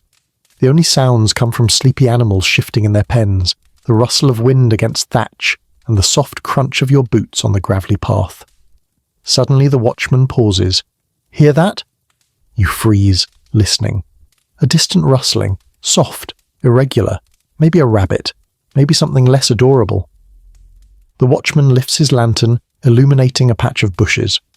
Two reflective eyes blink back. A cat leaps out dramatically, as if performing in its own nighttime opera, and trots off with all the pride of a creature that totally planned that entrance. The watchman snorts. "Brave hunter of the shadows," he says dryly. Joke number 1, delivered with veteran cat owner accuracy. He moves on, tapping the staff again as he approaches the well in the centre of the village. Wells were crucial, lifelines really, and often checked at night to ensure no one had tampered with them, whether out of malice or mischief. He peers into the darkness of the well shaft, nods and mutters, "Still there," like he's confirming that gravity continues to exist. As you walk, he tells you about the winter nights he's patrolled, how the cold can freeze the ground so hard it echoes footsteps, and how wolves sometimes circle the village boundary in lean seasons. Not often, he adds, but enough that you remember. You shiver, not from cold, but from the reminder that medieval nights carried stakes higher than simply stumbling into a Lego. A quirky tidbit floats into your mind. Some villagers believed their night watches were spiritually protected if the watchman carried a charm, often a carved token, a piece of ash wood, or even a dried herb bundle. Right on cue, the watchman pats a small pouch on his belt. "Lavender," he says, "keeps spirits calm." You're not sure if he means his own spirits or the unseen kind. Probably both. He leads you toward the small gate at the far edge of the village, a simple wooden structure that has seen more patches than original planks. He rattles it experimentally. The hinges creak in protest but hold firm. "Good enough," he murmurs. "Won't stop a determined thief, but it'll tell us they're coming." You both walk along the outside edge of the village now, where the moonlight stretches long shadows across the grass. A distant owl hoots. The watchman nods. "Good omen, that," he says. "Means the night's settled." He squints toward the tree line. Unless it means trouble. Hard to say. Historians still argue whether medieval villagers truly assigned omens to every nighttime sound, or whether some people just liked adding dramatic tension to their evening routine. But in this moment, you can feel how easy it is to give meaning to every sound in a world this dark. The watchman stops suddenly and crouches near the ground. He holds the lantern low, illuminating a small cluster of prints in the dirt, tiny paw marks. "Fox," he says, "or maybe a very ambitious ferret." He glances at you. "We lost 2 hens last autumn to something like this. Woke up to feathers everywhere." He taps the staff once. Better to check now than after the damage is done. The path curves toward a small wooden shed where tools are stored. He pushes the door gently. It swings open with a soft creak. Inside, everything looks undisturbed. Sacks of grain, coils of rope, spare fence posts, a hoe leaning in the corner like it's decided to call it a night. He closes the door again, securing the latch with practiced movements. As you walk back toward the centre of the village, The watchman talks about the times his patrol wasn't quiet. One night he caught a group of teenagers trying to sneak out to light a fire in a field because they wanted to see what would happen. He rolls his eyes. What happened was a lecture they won't forget. Another time, travellers arrived late, pounding on doors and begging for shelter. He had to judge whether they were genuine or dangerous. Night brings out truth, he says, and trouble. His tone is calm, not fearful, just honest. The two of you pass the tavern again. Its windows glow faintly, then dim as someone inside finally snuffs the last candle. Everything softens, lights, voices, even the air. You heading back soon? The watchman asks. You nod. The villagers are settling. The animals are quiet. Even the clouds seem tired. Good, he says. Best place to be at this hour is near a warm fire. Night's long, but it passes easier when you're resting. He taps his staff twice more, a ritual maybe, and continues his rounds. You watch him disappear slowly into the darkness, lantern swaying like a tiny moving star. And as the last glimmers of his light fade, you realize the night still holds one more experience, where and how people actually sleep after all this. Because medieval sleeping arrangements are something else entirely. You return to the cottage with the quiet awareness that the village is finally beginning to sag into rest. The air feels heavier, slower, softened by the kind of collective exhaustion that only centuries of human routine can shape. Inside, the fire has mellowed into a reddish glow, no longer dancing with enthusiasm, but still breathing warmth into the room like an old friend who refuses to leave before everyone is truly asleep. And now you're about to witness one of the most fascinating, and occasionally awkward, parts of medieval life, the sleeping arrangements. Or, to put it another way, the nightly reminder that privacy is a modern luxury and personal space is more of a suggestion than a rule. The family moves with a practiced, gentle routine. Blankets appear from hooks, straw mattresses are shaken, sending up a small flurry of dust that sparkles in the firelight, and wooden bed frames creak as people settle them into place. You watch this little nighttime, dance with curiosity, noting how everyone knows exactly where to stand, when to move, and how to avoid bumping into each other in the dim light. A mainstream historical fact arrives in your mind.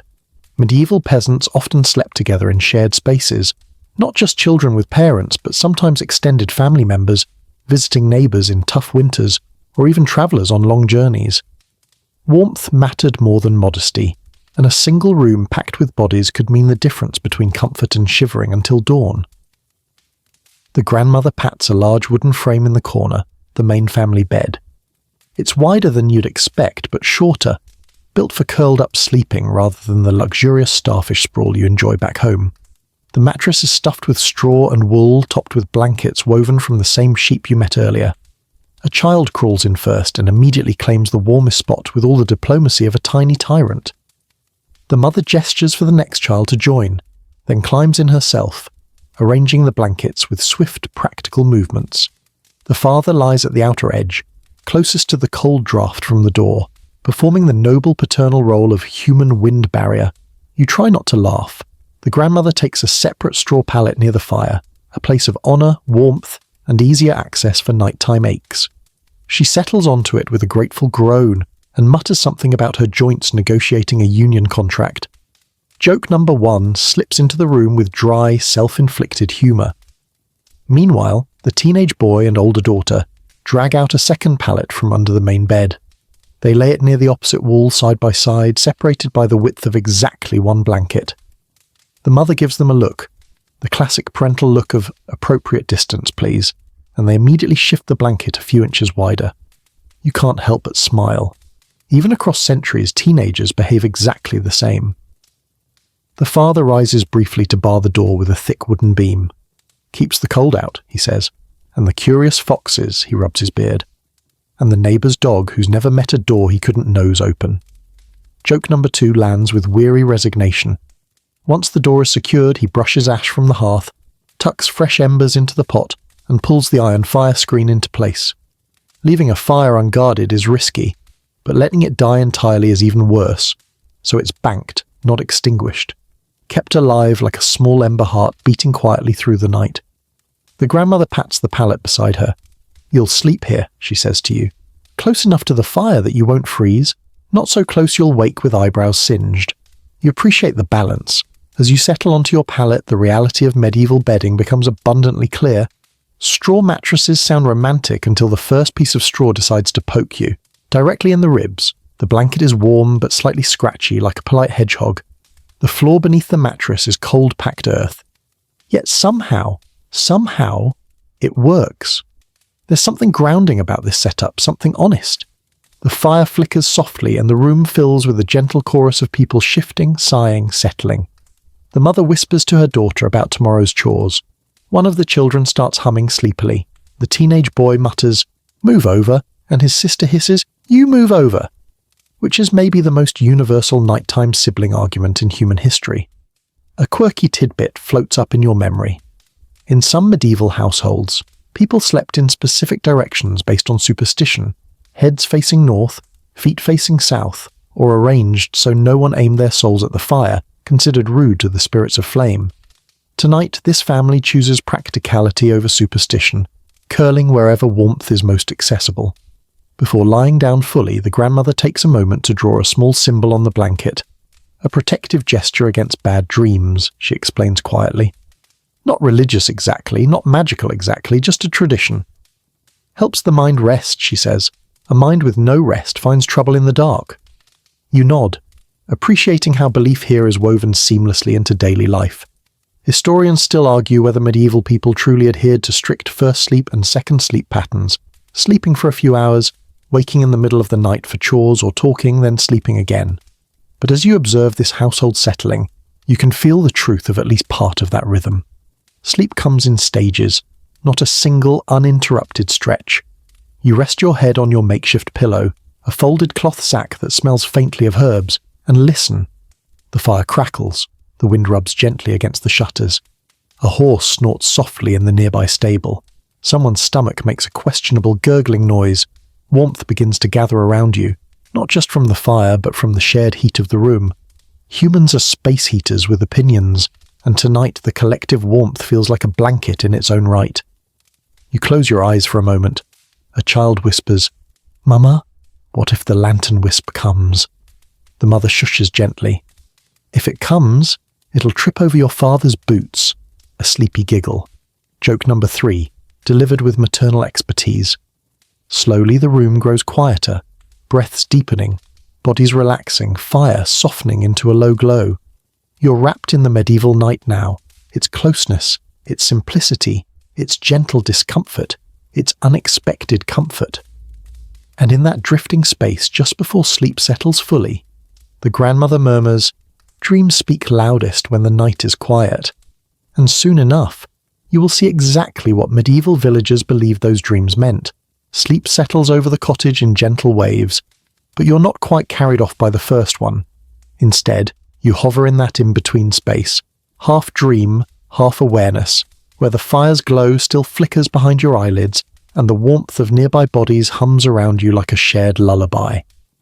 And in this liminal quiet, you begin to sense something else. The soft, intangible world of medieval dreams, where villagers believed the night spoke in symbols, warnings, comforts, and sometimes complete nonsense that everyone pretended meant something profound. A child to your left squirms in their sleep, mumbling about apples. The teenage boy mutters something about goats. The grandmother snores softly, the rhythmic kind of snore that sounds like she's gently sawing through a very small piece of wood. You feel yourself drifting but stay awake enough to witness the way dreams ripple through the sleeping room. A mainstream historical fact surfaces in your mind. Medieval Europeans took dreams seriously. Not lightly, not symbolically, seriously. Dreams were messages, signs, divine whispers, or hints from the unseen world. People consulted priests about dreams, interpreted them through folk wisdom, or used dream guides, manuscripts listing symbols and their meanings. Bread meant abundance, water meant danger or change, animals meant omens of all sorts. And a dream about losing your shoes? Rarely good news. The fire cracks softly, and something about the sound nudges your drifting mind. Suddenly you're remembering one of the stories the villagers told earlier, about how dreams often reflected the last thoughts before bed. If you ended the day worried about the harvest, you might dream of empty fields. If you ended it happy, you might dream of dancing or feasting. If you ended it after eating questionable peas porridge, well, let's just say dreams could get vivid. The grandmother stirs. Without opening her eyes, she murmurs, "Butterflies mean change. Crows mean visitors. Clouds. Clouds can mean anything." Her voice is barely audible, but you smile. Even in half sleep, she's interpreting. You shift slightly on your straw mattress, and a piece of straw pokes your shoulder with all the enthusiasm of a tiny dream-interrupting sword. As you readjust, the father rolls over and lets out an enormous sigh that sounds like a medieval bear settling into hibernation. The whole room feels like a choir of soft, unconscious noises. Breaths, shifts, murmurs. It's a strangely comforting soundtrack. A quirky tidbit drifts into your thoughts. Some medieval people believed that dreams occurring just before dawn were more prophetic than dreams earlier in the night. Others claim the opposite, that dreams right after falling asleep were the truest because the mind wasn't yet cluttered with nonsense. Some even slept with certain herbs under their pillows, mugwort, lavender, rosemary, hoping to invite dreams of clarity or visions of the future. The grandmother earlier? Yeah, she definitely seems like a mugwort under the pillow kind of woman.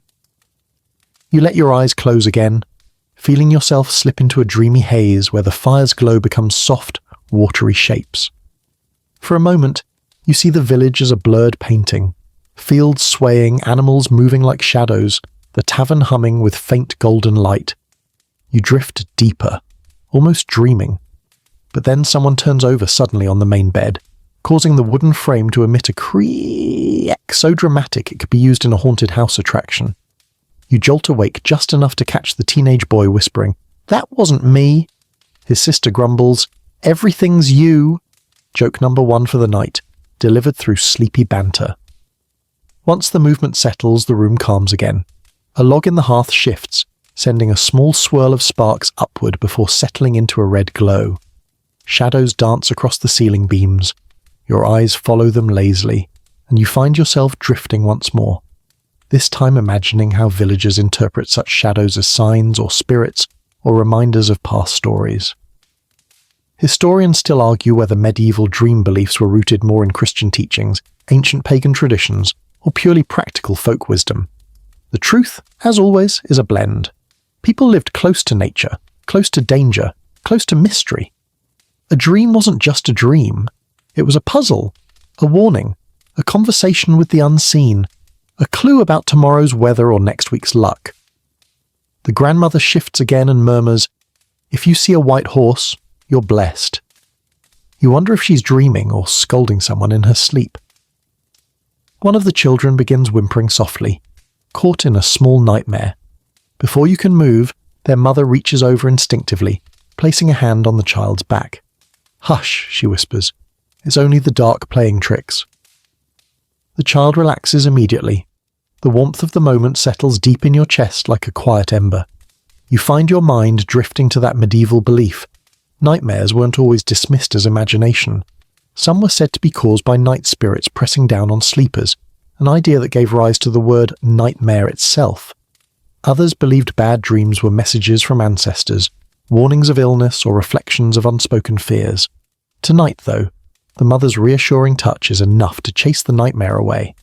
A few minutes later, the teenage boy makes a sleep noise that can only be described as a squeak. His sister nearly bursts into laughter before remembering she's supposed to be asleep. Joke number 2, accidental nighttime squeaking.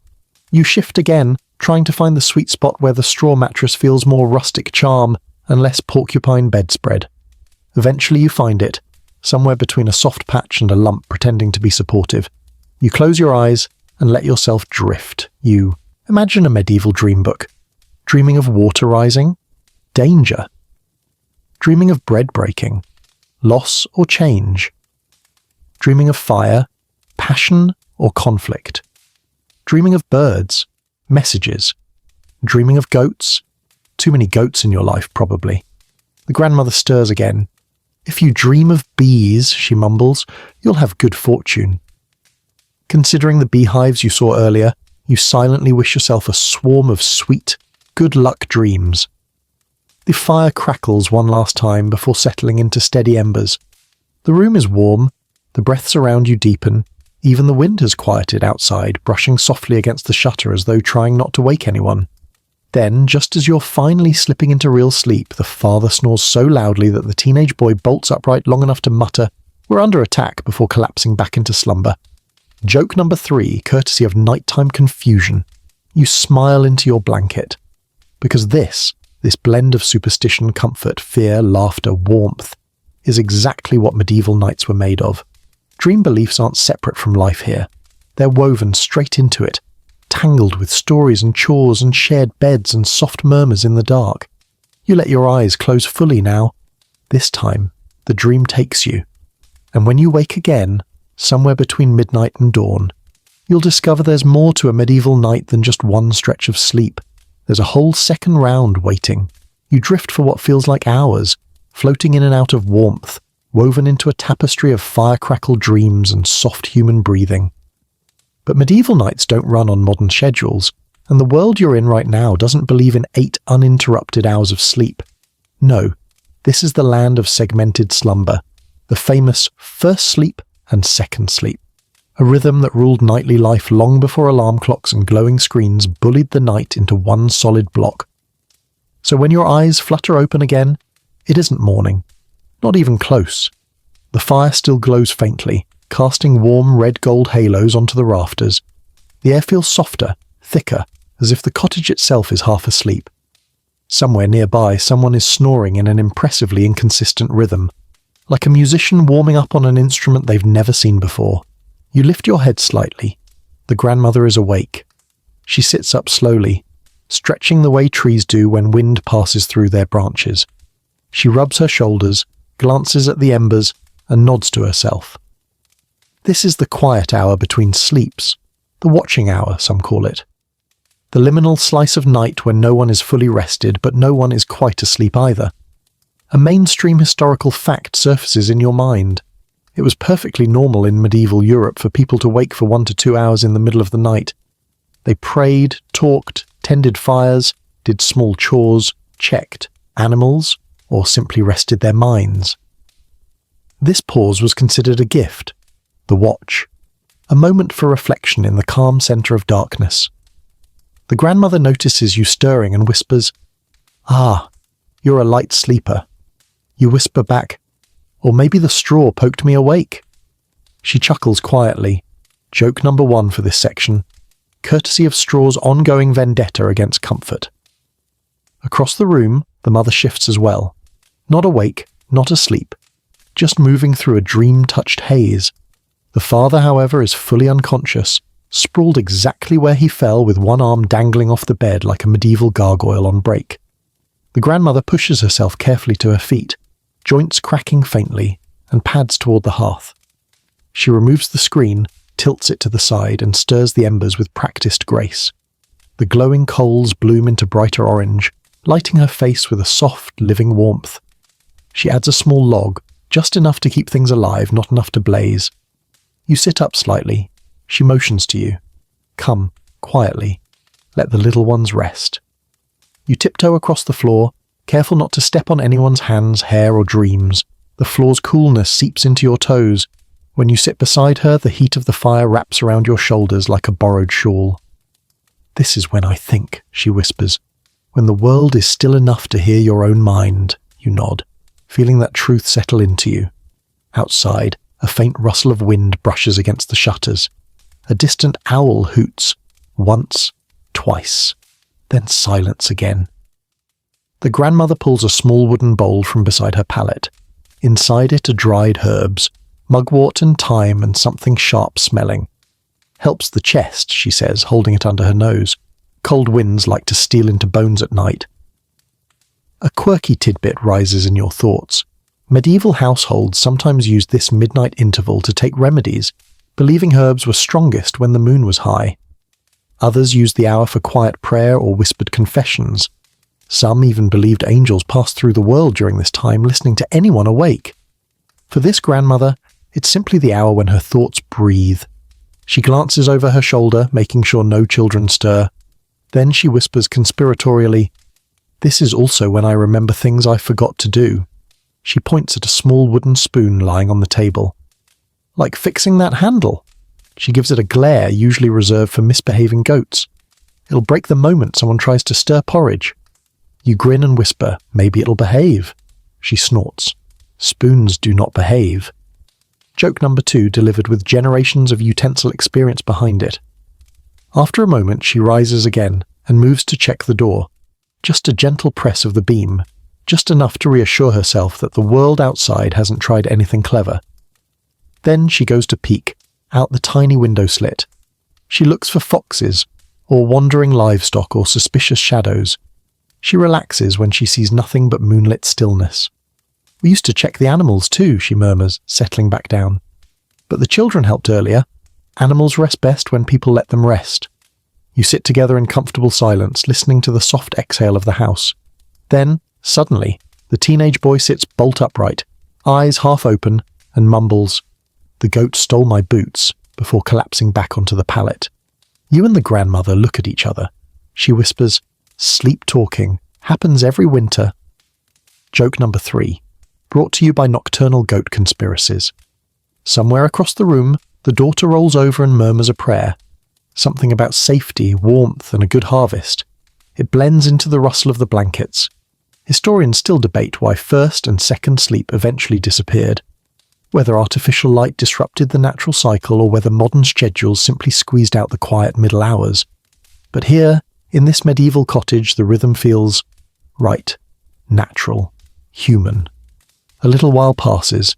Quiet, steady time. The fire settles again. The grandmother's eyelids droop. She sighs, stretching her legs. "It's time for the second sleep," she murmurs. You return to your pallet, easing down into the warmth that still lingers between the blankets. The straw shifts beneath you, creating a nest that may not be modernly comfortable, but it holds you. The grandmother lies down again. The mother shifts closer to the children. The father snores softly like a distant drum. The house exhales. You close your eyes. Sleep comes easier this time, slower, deeper, supported by the ancient rhythm of people who have lived like this for centuries. The second sleep is here, and when morning edges close, you'll begin to notice how weather, moonlight, and the shifting seasons shape these nights even further. You don't know how long you've slept, only that when you drift awake again, the cottage has changed. Not in shape or sound, but in mood. The fire is a faint rose-coloured glow, the kind that looks like it's remembering it was once a flame. The air feels different, cooler, thicker, touched by the outside world in a way it wasn't earlier tonight. And this, you realise as your eyes flutter open, is where weather, moonlight, and season weave themselves into the nightly rhythm of medieval living. You shift on your straw mattress, brushing away a rebellious stalk that has lodged itself squarely between your ribs. Across the room, someone sighs deeply. Someone else mumbles. The grandfather clock hasn't been invented yet, but the night itself keeps time, marked by temperature, moon shadows, animal noises, and the weight of the blankets on your body. It's colder now, noticeably. A mainstream historical fact shuffles into your thoughts, like a late guest taking a seat by the fire. Medieval houses were not insulated. At all, not even a little. Wind slipped between wooden planks, through cracks in stone walls, around shutters that never quite fit. Winter nights could turn bedrooms into freezers, while summer nights transformed them into ovens with straw mattresses. Right now, definitely sliding toward the freezer spectrum, you pull your blanket tighter, hoping no one sees your modern shiver. The grandmother is awake before you even finish the motion. Her eyes open like she's attuned to temperature changes the way birds sense storms. She squints at the shutter. "Feels like frost coming," she murmurs. "The wind's got teeth tonight." You glance toward the window. Moonlight pours through the edges of the shutters in pale ribbons, faintly illuminating the dust motes drifting above the floor. Outside, a faint whoosh of wind brushes against the walls, making them creak softly.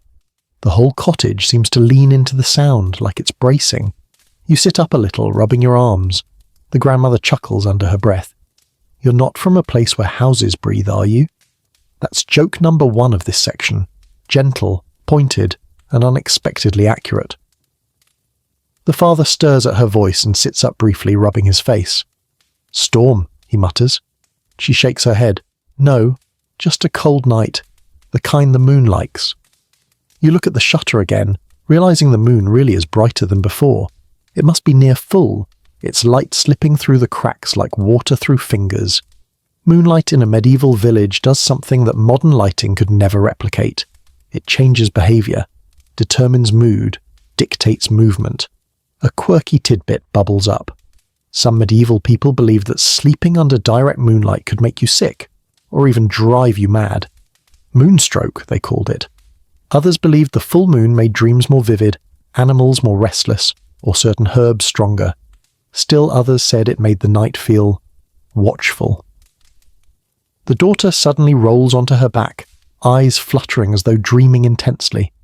The moon's glow brushes her face, making her look ethereal. The grandmother gently tugs the blanket over her, muttering, "Don't let the moon drink your warmth." You file that phrase away.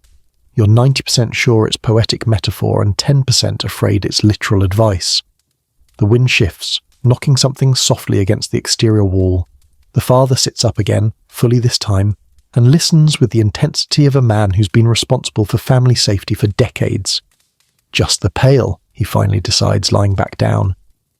But the silence that follows is thick, not frightening, just aware. You become acutely conscious of the difference between a winter night and a summer one. A summer night would buzz with insects, glow with fireflies, and smell faintly of grass and ripe fruit.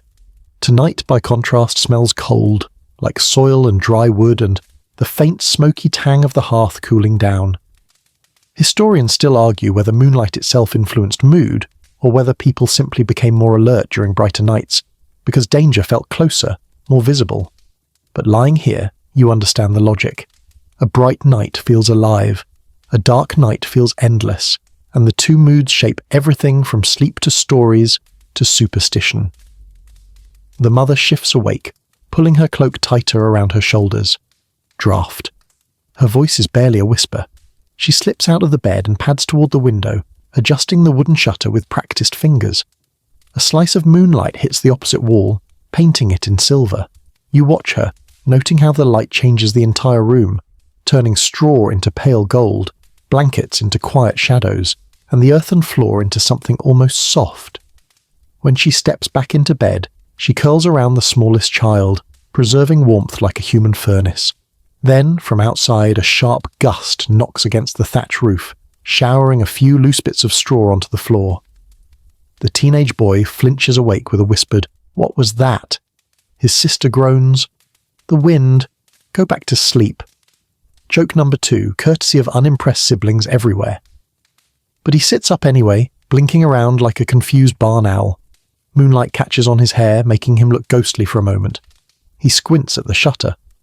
"Feels like snow," he mutters, with the confidence of someone who absolutely cannot substantiate that claim. The grandmother snorts softly. "You say that every time it's cold." The boy lies back down. "Well, one day I'll be right," you stifle a laugh. The night grows quieter again, though not silent. You can hear the faint whistle of wind slipping through a small gap in the wall. You can hear the soft shuffle of animals in their stalls outside adjusting to the changing temperature, the faint crackle of cooling ember stones, the rustle of blankets, the breathing of everyone around you. The fire needs tending soon. You feel it. The grandmother feels it too. She rises again, takes a small stick and stirs the embers just enough. They flare into a soft glowing red. Not too hot, just enough to push back the cold. "It's the moon making them restless," she whispers, glancing toward the shutters. "The animals feel it. The house feels it. People too." You nod. You felt it yourself. An alertness that isn't fear but awareness. A strange wakefulness tucked inside sleep. She lies down again, pulling her blanket snug around her shoulders. Another gust rattles the shutter. Another pale ribbon of moonlight slips through. Another stretch of silence folds over the cottage. And then comes joke number 3. From the father, mumbling through sleep. "If the wind keeps this up, it can help with tomorrow's laundry." His wife throws a blanket at him without opening her eyes. You smile. The cold deepens, the moon brightens, the wind breathes around the cottage, and everyone slowly, gently sinks back into the second sleep, shaped by weather, time, moonlight, and the deep pulse of the medieval night. And in the morning, when ailments and aches appear, You'll see how nights like this shaped their healing rituals too. You wake again. Not fully, but enough to feel the stiffness in your shoulders and the slight ache in your lower back that medieval beds are so delightfully generous about gifting. The fire is barely more than a memory now, a faint blush of orange beneath grey ash. The room is cooler still, carrying a nip in the air that feels like morning creeping in early. But it's not morning. It's the hour when bodies notice the consequences of a long day, when aches rise up, coughs stir, and remedies hidden in cupboards begin their nightly work. You shift quietly, adjusting your blanket. Across the room, the grandmother is already sitting upright, rubbing her knees in slow circles. Her breath comes out in a misty puff in the cold air. "Storm in my bones," she mutters. "Or just age." She glances over at you, catching your eye. Probably both. Joke number 1 arrives wrapped in joint pain. This is the time of night when medieval people often dealt with health matters, quiet, personal, and almost always done at home. Professional healers existed, of course, but distance, cost, and the sheer unpredictability of illness meant most families relied on folk medicine, herbal knowledge, and the wisdom of older relatives who had seen enough nights to know what each ache meant. A mainstream historical fact drifts into your mind. Medieval villagers used nighttime hours to apply poultices, teas, balms, and simple remedies because lying still made it easier for treatments to take, and the darkness gave a sense of calm focus. Illness was not seen as separate from daily life. It was woven into the rhythm of evenings and nights, tended quietly in the dim glow of embers. The grandmother shifts her blanket aside and reaches for a small wooden box tucked near her pallet. She opens it to reveal dried herbs, rolled cloths, a tiny clay jar of ointment, and a handful of objects you can't even begin to identify. One looks like a piece of root shaped like a grumpy rabbit. She selects a pinch of crushed leaves and sprinkles them into a cup. "Thyme," she says. "Good for the chest, good for the cold air, good for everything." She pours hot water from a small iron pot nestled near the hearth, water warmed by the last bit of heat from the fire. The scent rises immediately, earthy, bright, comforting. The mother stirs at the smell. She sits up, pulling her shawl tighter around herself, then coughs softly into her hand. "Cold," she murmurs. The grandmother hands her the cup. "Drink." The mother does, inhaling the steam like it's a blessing. A quirky tidbit floats up. Some medieval folks believed that drinking herbal tea before dawn strengthened its healing power because the herbs woke with the sun. Even if the science wasn't there, the ritual certainly was, and tonight the grandmother absolutely subscribes to it. The teenage boy groans and stretches out an arm, knocking into his sister. She shoves him back with sleepy irritation. He winces and rubs his elbow. "Think I twisted it yesterday," he mutters. The grandmother reaches into her box again. "Comfrey salve," she declares, holding up the clay jar.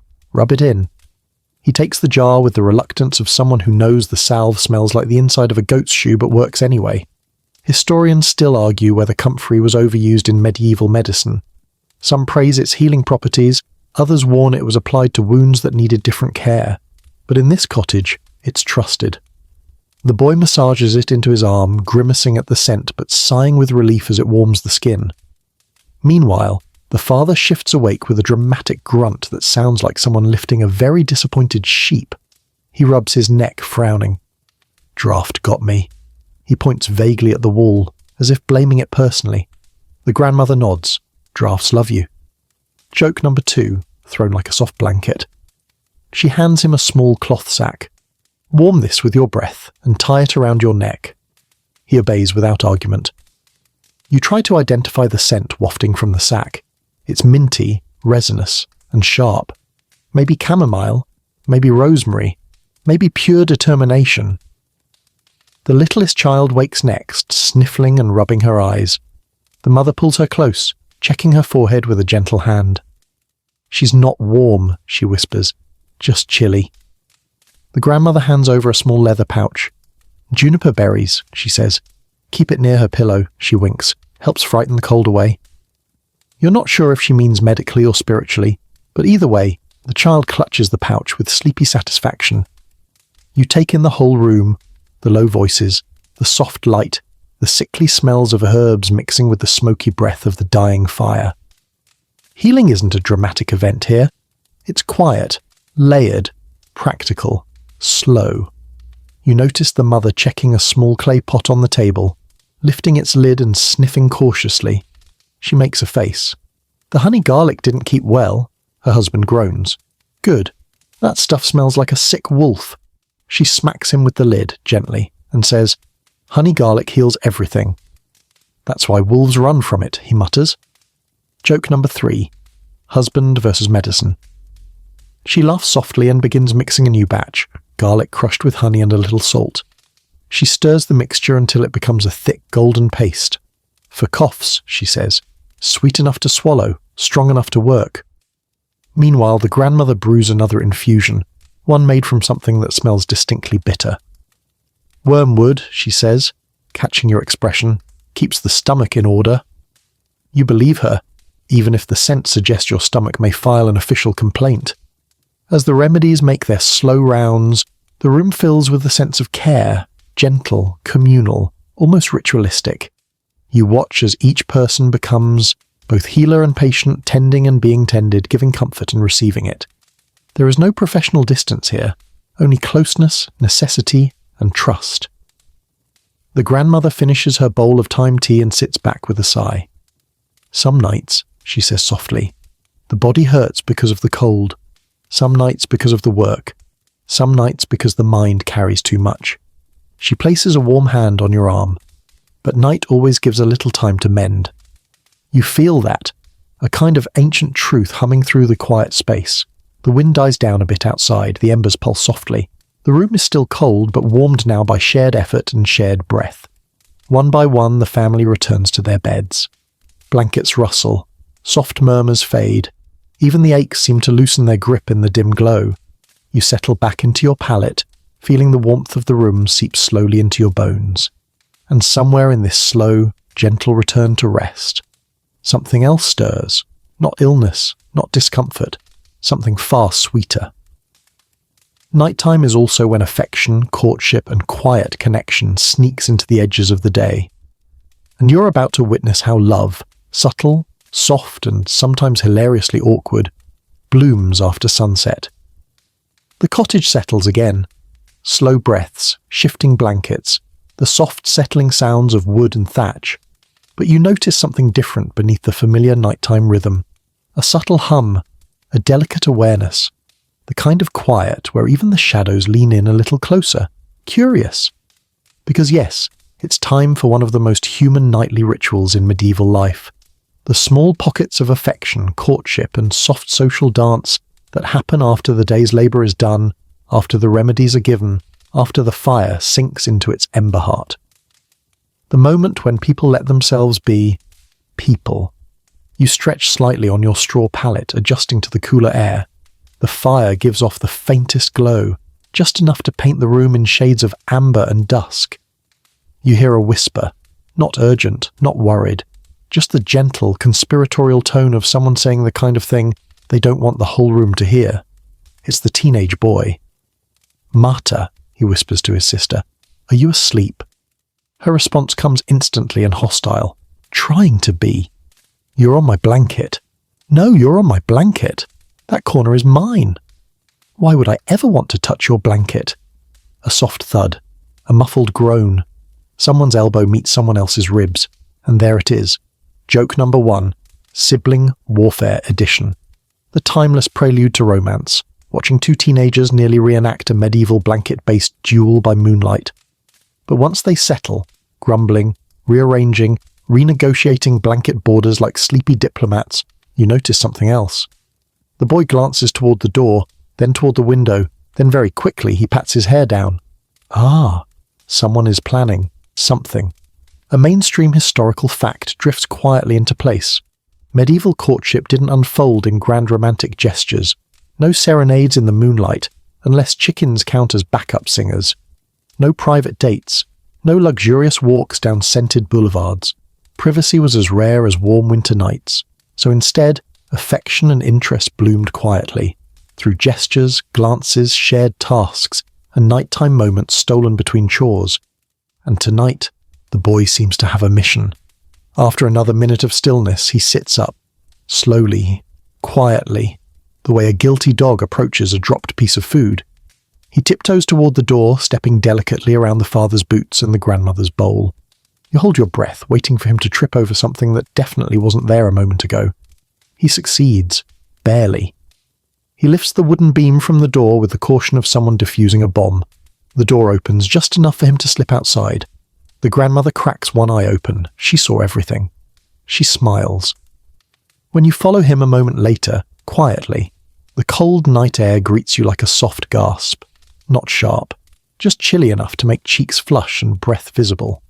The moon sits high in the sky now, draping silver across the ground.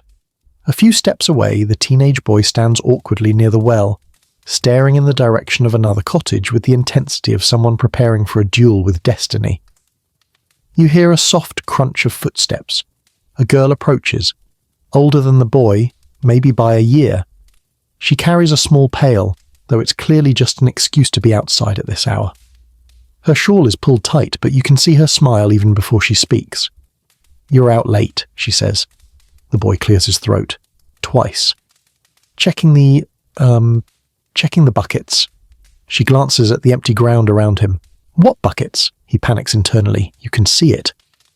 "The theoretical ones."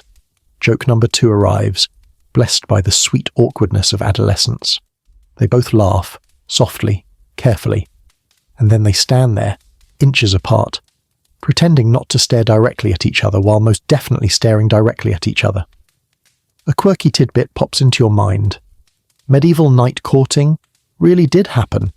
In some regions, it was even encouraged, with young people allowed to spend chaperoned or lightly unchaperoned time talking after sunset. Not scandalous, just conversational intimacy in a world where daytime left no room for it. Tonight, this pair is following that exact old rhythm. They talk in low voices about the harvest, about the new lambs born last week, about how the miller slipped in the mud this morning and pretended he meant to sit down, about how the boy's carving project looks less crooked now. You see his chest puff slightly with pride. They inch a little closer. The girl traces a finger along the rim of her pail. "Tomorrow," she says shyly, "we're gathering rushes near the stream. You could come help, if you want." His voice cracks. "Yes." Then he clears his throat and repeats more calmly, "Yeah, maybe." Their shadows touch. Their faces brighten in the moonlight. The night around them softens like it understands the importance of this moment. Back at the cottage door, the grandmother appears in the narrow crack, watching with the fondest, most knowing grin. She doesn't interrupt, just supervises the way starlight supervises waves, quietly, gently, approvingly. You return inside before the couple notices you, slipping through the door as silently as the cold breeze. The grandmother closes it behind you, then whispers, "He's finally talking to her." Pride radiates from her like firelight. The father, still half asleep, mutters, "Hope he remembers his chores tomorrow." The grandmother responds, "Love makes strong workers." He grumbles something you can't interpret. Joke number 3, Midnight Grumbling Edition. You return to your pallet as the grandmother nests back into hers. Within minutes, the cottage regains its soft, layered quiet. The teenage boy sneaks back in a moment later, smiling into his blanket like someone who has discovered a private treasure chest.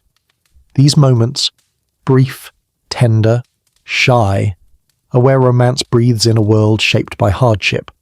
No sonnets, no bouquets, just simple connection. A shared whisper under the moon, a promise of help tomorrow, hearts finding each other in the spaces between chores.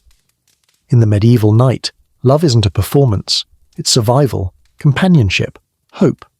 And soon, as winter deepens and nights lengthen, you'll discover how the entire rhythm of life slows down to match the darker, colder season. Winter nights are coming, long, heavy, and strangely peaceful. You sleep deeper this time, warm from the lingering glow of companionship, wrapped in blankets that hold more shared body heat than actual insulation, the straw rustling softly beneath you whenever you shift. And when you wake again, it's not from noise or cold or discomfort. It's from the kind of stillness that only winter can make. The cottage is dim, darker than before, quieter than before, colder than before. The air feels thick, as though the night has pressed a heavy hand over the world and told it very firmly, shh. Your breath makes a faint puff of mist in front of your face. The fire is down to its faintest pulse, a single ember glowing like a tiny stubborn star. Winter nights here are long, very long. A mainstream historical fact rises like a slow dawn in your mind. Medieval winter nights stretched upward of 14 to 16 hours in some regions. People slept more, worked indoors more, and shifted their routines to fit the darkness. If summer nights felt too short, winter nights felt endless. So much time in the dark that even rest needed intermissions. You sit up slowly, rubbing your arms for warmth. The grandmother is awake again, but this time she's not tending the fire or sipping herb tea. She's simply sitting, wrapped in 2 blankets, staring softly into the dimness, as if listening to something very far away. "The frost is thick tonight," she whispers without turning. "Thicker than yesterday. You can feel it in the walls." You nod, though you're pretty sure the walls feel everything. Beside her, the father stirs, not fully awake, just shifting, pulling his daughter closer, tucking the blankets tighter, setting up a small fortress against the cold. The mother presses her feet beneath her husband's legs for warmth. He twitches but doesn't complain. The smallest child burrows deeper into the folds of 2 blankets fused together by sheer necessity. This is winter sleeping. Practical, collective, cozy, efficient. You slip quietly from your pallet and pad toward the shutter. Your breath clouds the air again. When you lift the wooden plank just a finger's width, icy air sneaks in like a curious cat, sharp and bracing. You shiver, peeking through the sliver. The whole village is a muted painting. Moonlight silvers the rooftops. Frost has dusted the ground, glittering like crushed glass. The fields lie motionless under a thin skin of winter's first whisper. Smoke rises from only 1 or 2 chimneys, families waking briefly to rekindle their fires before sinking back into sleep. Winter night doesn't just blanket the world, it slows the pulse of everything in it. You let the shutter fall back into place and retreat to the hearth.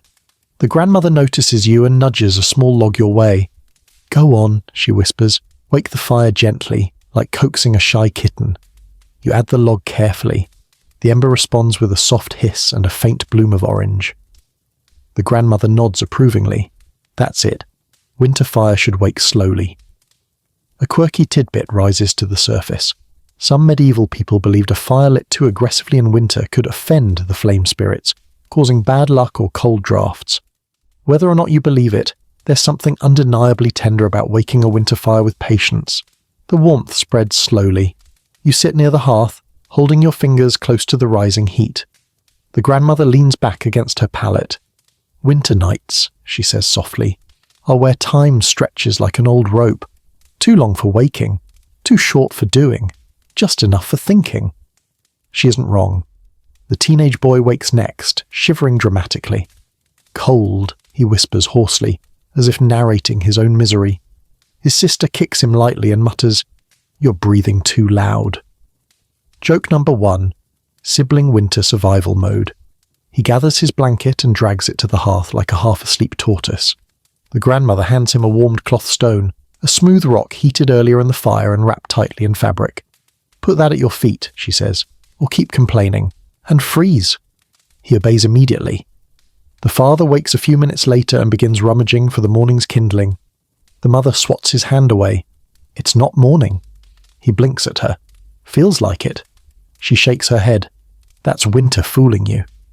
Historians still argue whether medieval people perceived winter nights differently because of disrupted circadian rhythms, or simply because the dark lasted so long it confused even the most seasoned villagers.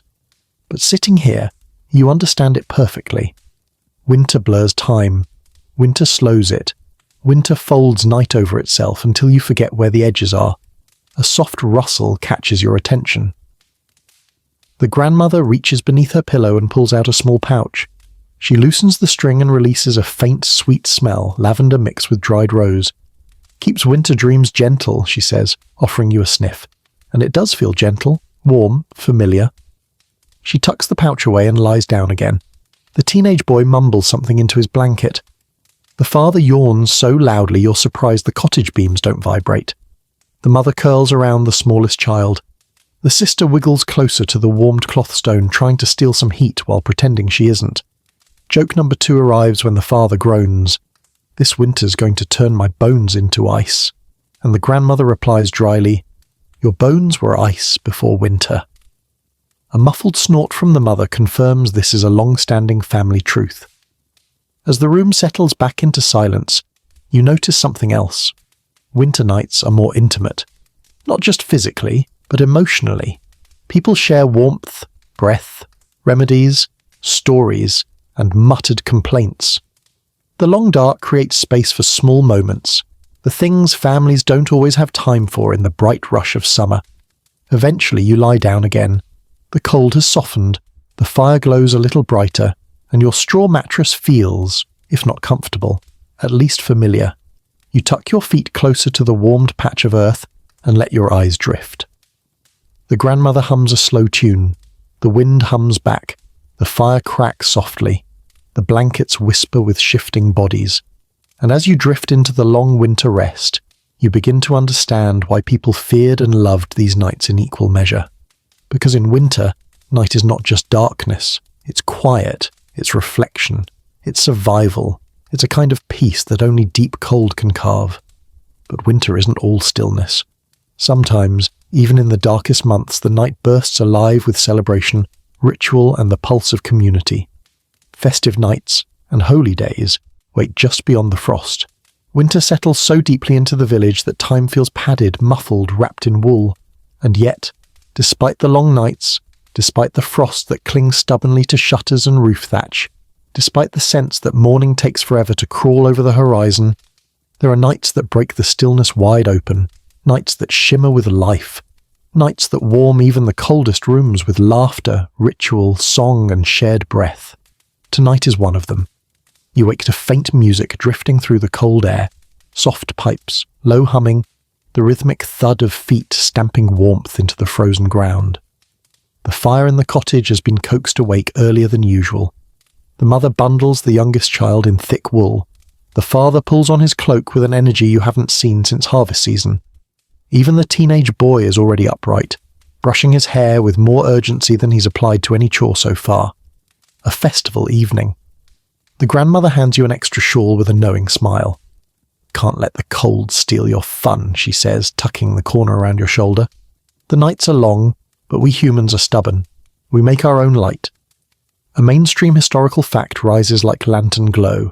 Medieval villages embraced feast nights, not just for religion, though many were tied to saints' days or holy seasons, but for morale. Winter was hard. Food was limited. Spirits sagged.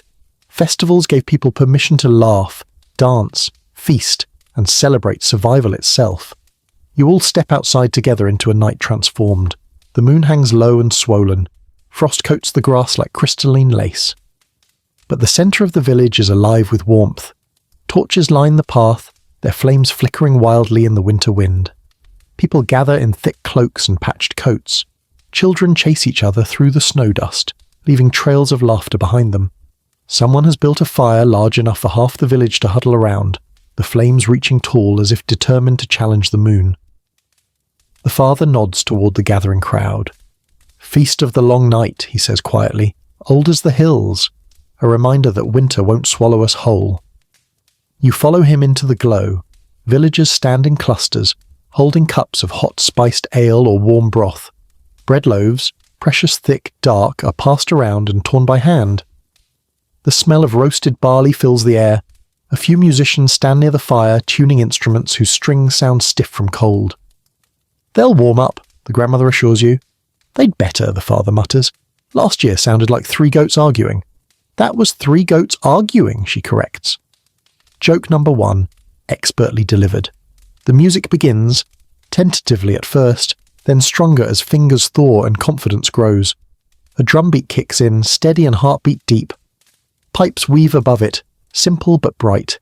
A small crowd forms a circle and begins, a slow, stamping dance, keeping time with the rhythm and shaking snow from their boots in the process.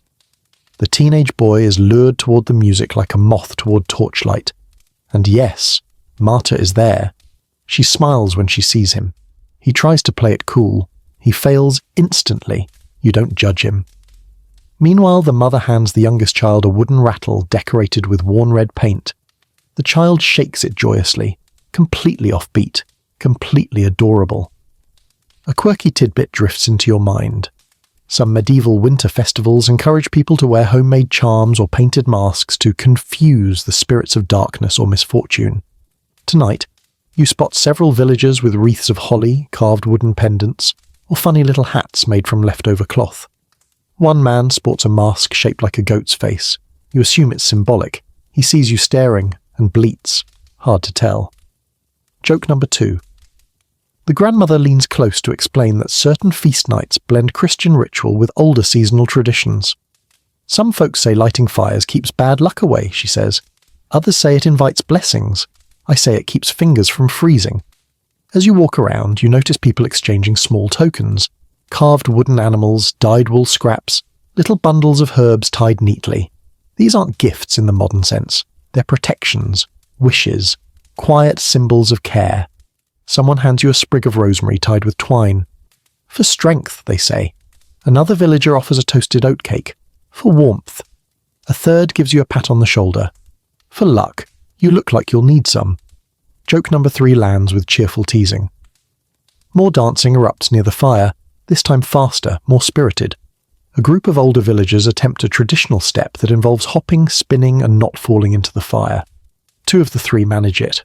The father claps along, the mother laughs loudly enough to be heard over the music. Even the normally stoic livestock seem to sense the energy. You spot a few barn cats lounging near the edge of the festivities, basking in the warmth and sniffing the air eagerly. A chicken wanders boldly between dancers, entirely unbothered by the movement around it. Someone scoops it up mid-step and continues dancing with the chicken as a partner. The music swells. Voices rise in a traditional winter song, deep, echoing, rhythmic, like the pulse of the season itself. The words don't need translating. You can feel their meaning. Stay warm, stay hopeful, stay together. As more villagers join, the energy shifts from celebration to unity. People link arms, children jump in the snow, someone lights a new torch and holds it high. You're swept momentarily into a circle of dancers, the teenage boy and martyr linking hands with you, laughing breathlessly as the circle twists and spins. Snowflakes begin to fall, slow, soft, delicate. The grandmother tilts her face upward. Blessing, she murmurs, means winter's being gentle tonight. The festival stretches on. Music, stories, flickers of fire, rosy cheeks, warm breath glowing in the air. It's a living reminder that even in the harshest season, joy finds its place. Not loud joy, not extravagant joy, but real joy, earned, shared, needed. Eventually the fire burns lower, the songs quiet.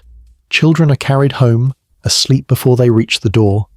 Adults follow, faces tired but bright. The villagers drift back into the dark like embers cooling in the snow. Your little adopted family guides you back to the cottage, lantern held high. The grandmother squeezes your hand. Nights like this, she whispers, remind us why we face all the others. Back inside, blankets welcome you. The last warmth of celebration settles into your chest. The fire is rekindled gently. The family curls together once more, whispering final goodnights. The night grows quiet again. Snow falls softly. The world slows. And now, as the ember light fades and the village sinks toward dawn, you move into the final stretch of your medieval night. Those last drifting moments before morning stirs the world awake. You sink into your straw pallet again, still feeling the ghost of dancing in your legs and the echo of winter songs in your ears. Sleep takes you almost instantly this time. Not the light, drifting kind from earlier, but a heavier, deeper rest born from celebration, warmth, and a belly full of whatever stew the neighbours insisted you try for luck. When you wake next, it's not because anyone is moving. It's because the world itself is changing. The fire has sunk into its final embers, glowing faintly beneath a soft blanket of ash. The air feels different, less heavy, less cold. A subtle shift, the kind that tells you dawn is beginning its slow creep across the horizon, even if no light has yet found its way inside the cottage. You sit up quietly, careful not to disturb the sleeping forms around you. The mother has one arm draped protectively over 2 children. The teenage boy is curled like a winter cat in his blanket cocoon, snoring softly but with surprising dignity. The grandmother sleeps on her side, one hand resting lightly over the pouch of lavender she keeps near her pillow. You stretch your stiff limbs, and the movement earns you a faint rustle from the straw. A single ember cracks gently in the hearth, its last little sigh before surrendering to morning. This is the moment between night and day that medieval villagers knew intimately. The drifting time when sleep loosens its grip, when the cold thaws just a little, when bodies begin to stir even though no one is fully awake. A mainstream historical fact nudges into your thoughts. Medieval mornings didn't begin with alarms or schedules. They began with nature, light, cold, roosters, or the internal clock shaped by centuries of routine. Some nights people woke early, others they lingered, in the final hours of rest. Dawn was flexible, forgiving, patient. Tonight, or rather this morning, dawn is taking its time. You rise slowly, wrapping your blanket around your shoulders. The room has a gentle glow now, not from fire or lamp, but from the faintest seep of grey-blue light squeezing in around the shutters. Footsteps whisper behind you. The grandmother is awake. She smiles sleepily, rubbing her face. Morning comes soft in winter, she murmurs. Sneaks up like a shy child. She groans as she adjusts her knees. Or like an old one, taking its time, you grin. Joke number 1 of the section. Grandmotherly Dawn Edition. The father wakes next, stretching with a dramatic grunt that could alert the entire village if it weren't for the thick walls. He rubs his arms, squints toward the shutter and mutters, "Feels earlier than it looks." The grandmother retorts, "That's because your sense of time is older than the thatch." Joke number 2, thrown expertly and without mercy.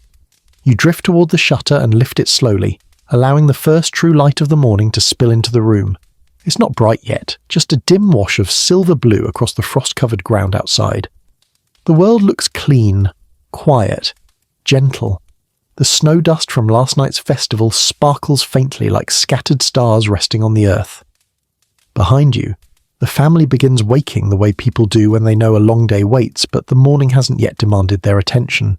Slow motions, soft yawns, a few mumbled good mornings, no rush, no urgency. The mother sits up, smoothing her hair with her fingers. The littlest child sleeps a moment longer in her lap before blinking awake with a tiny, confused squeak. The teenage boy rises, sees you at the window, and immediately pretends he wasn't smiling in his sleep. You let him keep his dignity. The grandmother takes one slow lap around the room, touching each child's forehead and murmuring a soft blessing for the day. Then she kneels by the hearth, stirring the ashes until she finds the ember heart still hiding beneath. She blows gently, coaxing it to life. A small flame flickers, weak but hopeful. A quirky tidbit floats in. Medieval families often kept embers alive overnight, not out of laziness but necessity. Fire-starting tools were slow, sparks were precious. A single ember could save 20 minutes of morning labour. This morning proves the point. The grandmother brings the fire back to itself with nothing more than breath, patience, and a handful of kindling. As the flame grows, the room warms. The children perk up. Blankets are folded. Straw is shaken. A rhythm reawakens, soft, steady, familiar. The mother checks a pot of leftover pottage, stirring it thoughtfully. The father gathers boots near the door, placing them where the warmth will reach them soon. The village outside remains quiet, blanketed in a thin hush. No one is fully awake yet. No smoke rises from chimneys. No dogs bark. No roosters crow. Even the animals seem to sense the gentle pause before the day begins. You step outside for a moment, your feet crunching softly in the frost. The air is crisp, cold, but not biting. A faint pink tinge begins touching the horizon. A single bird chirps hesitantly, as if testing whether morning is ready. Historians still argue whether medieval mornings were peaceful or chaotic, but here, right now, you understand something fundamental. After long nights filled with chores, stories, fears, remedies, craftwork, and watchful hours, dawn feels like a quiet reward. You breathe deeply. The air smells like snow, wood smoke, and the promise of warmth. Behind you, the family steps out too, blinking at the grey blue sky. The grandmother places a hand on your arm. "You made it through a medieval night," she says softly. "That means you're ready for the day." The father nods, smiling. The mother adjusts her shawl, The children gather around your legs like sleepy ducklings, and as the sun edges closer to rising, you feel the night finally release its hold. You walk back inside with the family, one last breath of warmth, one last moment of quiet. Because here comes the dawn, and with it, the end of your journey through their world. The light softens further, stretching gently across the walls, as though the morning itself is easing awake with you. The cottage breathes in a slow, unhurried rhythm. The fire hums quietly, no longer crackling with urgency, but glowing with the calm warmth of a world beginning its day at its own serene pace. You settle back onto your pallet, feeling the stiffness in your limbs melt gradually, replaced by a wave of gentleness that rolls through your shoulders, down your back, into the quiet space behind your eyes. Each breath comes slower now, longer, as if the air has thickened just enough to cradle your lungs with every rise and fall. The village outside remains hushed, still wrapped in the last threads of night, still safe, still soft. Nothing rushes, nothing presses in. The world is in no hurry, and neither are you. The grandmother hums a faint tune as she tends the fire. It drifts through the room like a warm ribbon, guiding your thoughts into quieter corners. The mother whispers to a waking child. The father laces his boots with deliberate, steady movements. Everything is gentle, everything is distant, everything is calming. Even the light seems to tread softly, brushing the edges of the room with a pale glow that soothes instead of startles. Outside, frost sparkles quietly, tiny points of light that don't demand attention but offer it softly, patiently. Let your breath slow. Let your eyes grow heavy.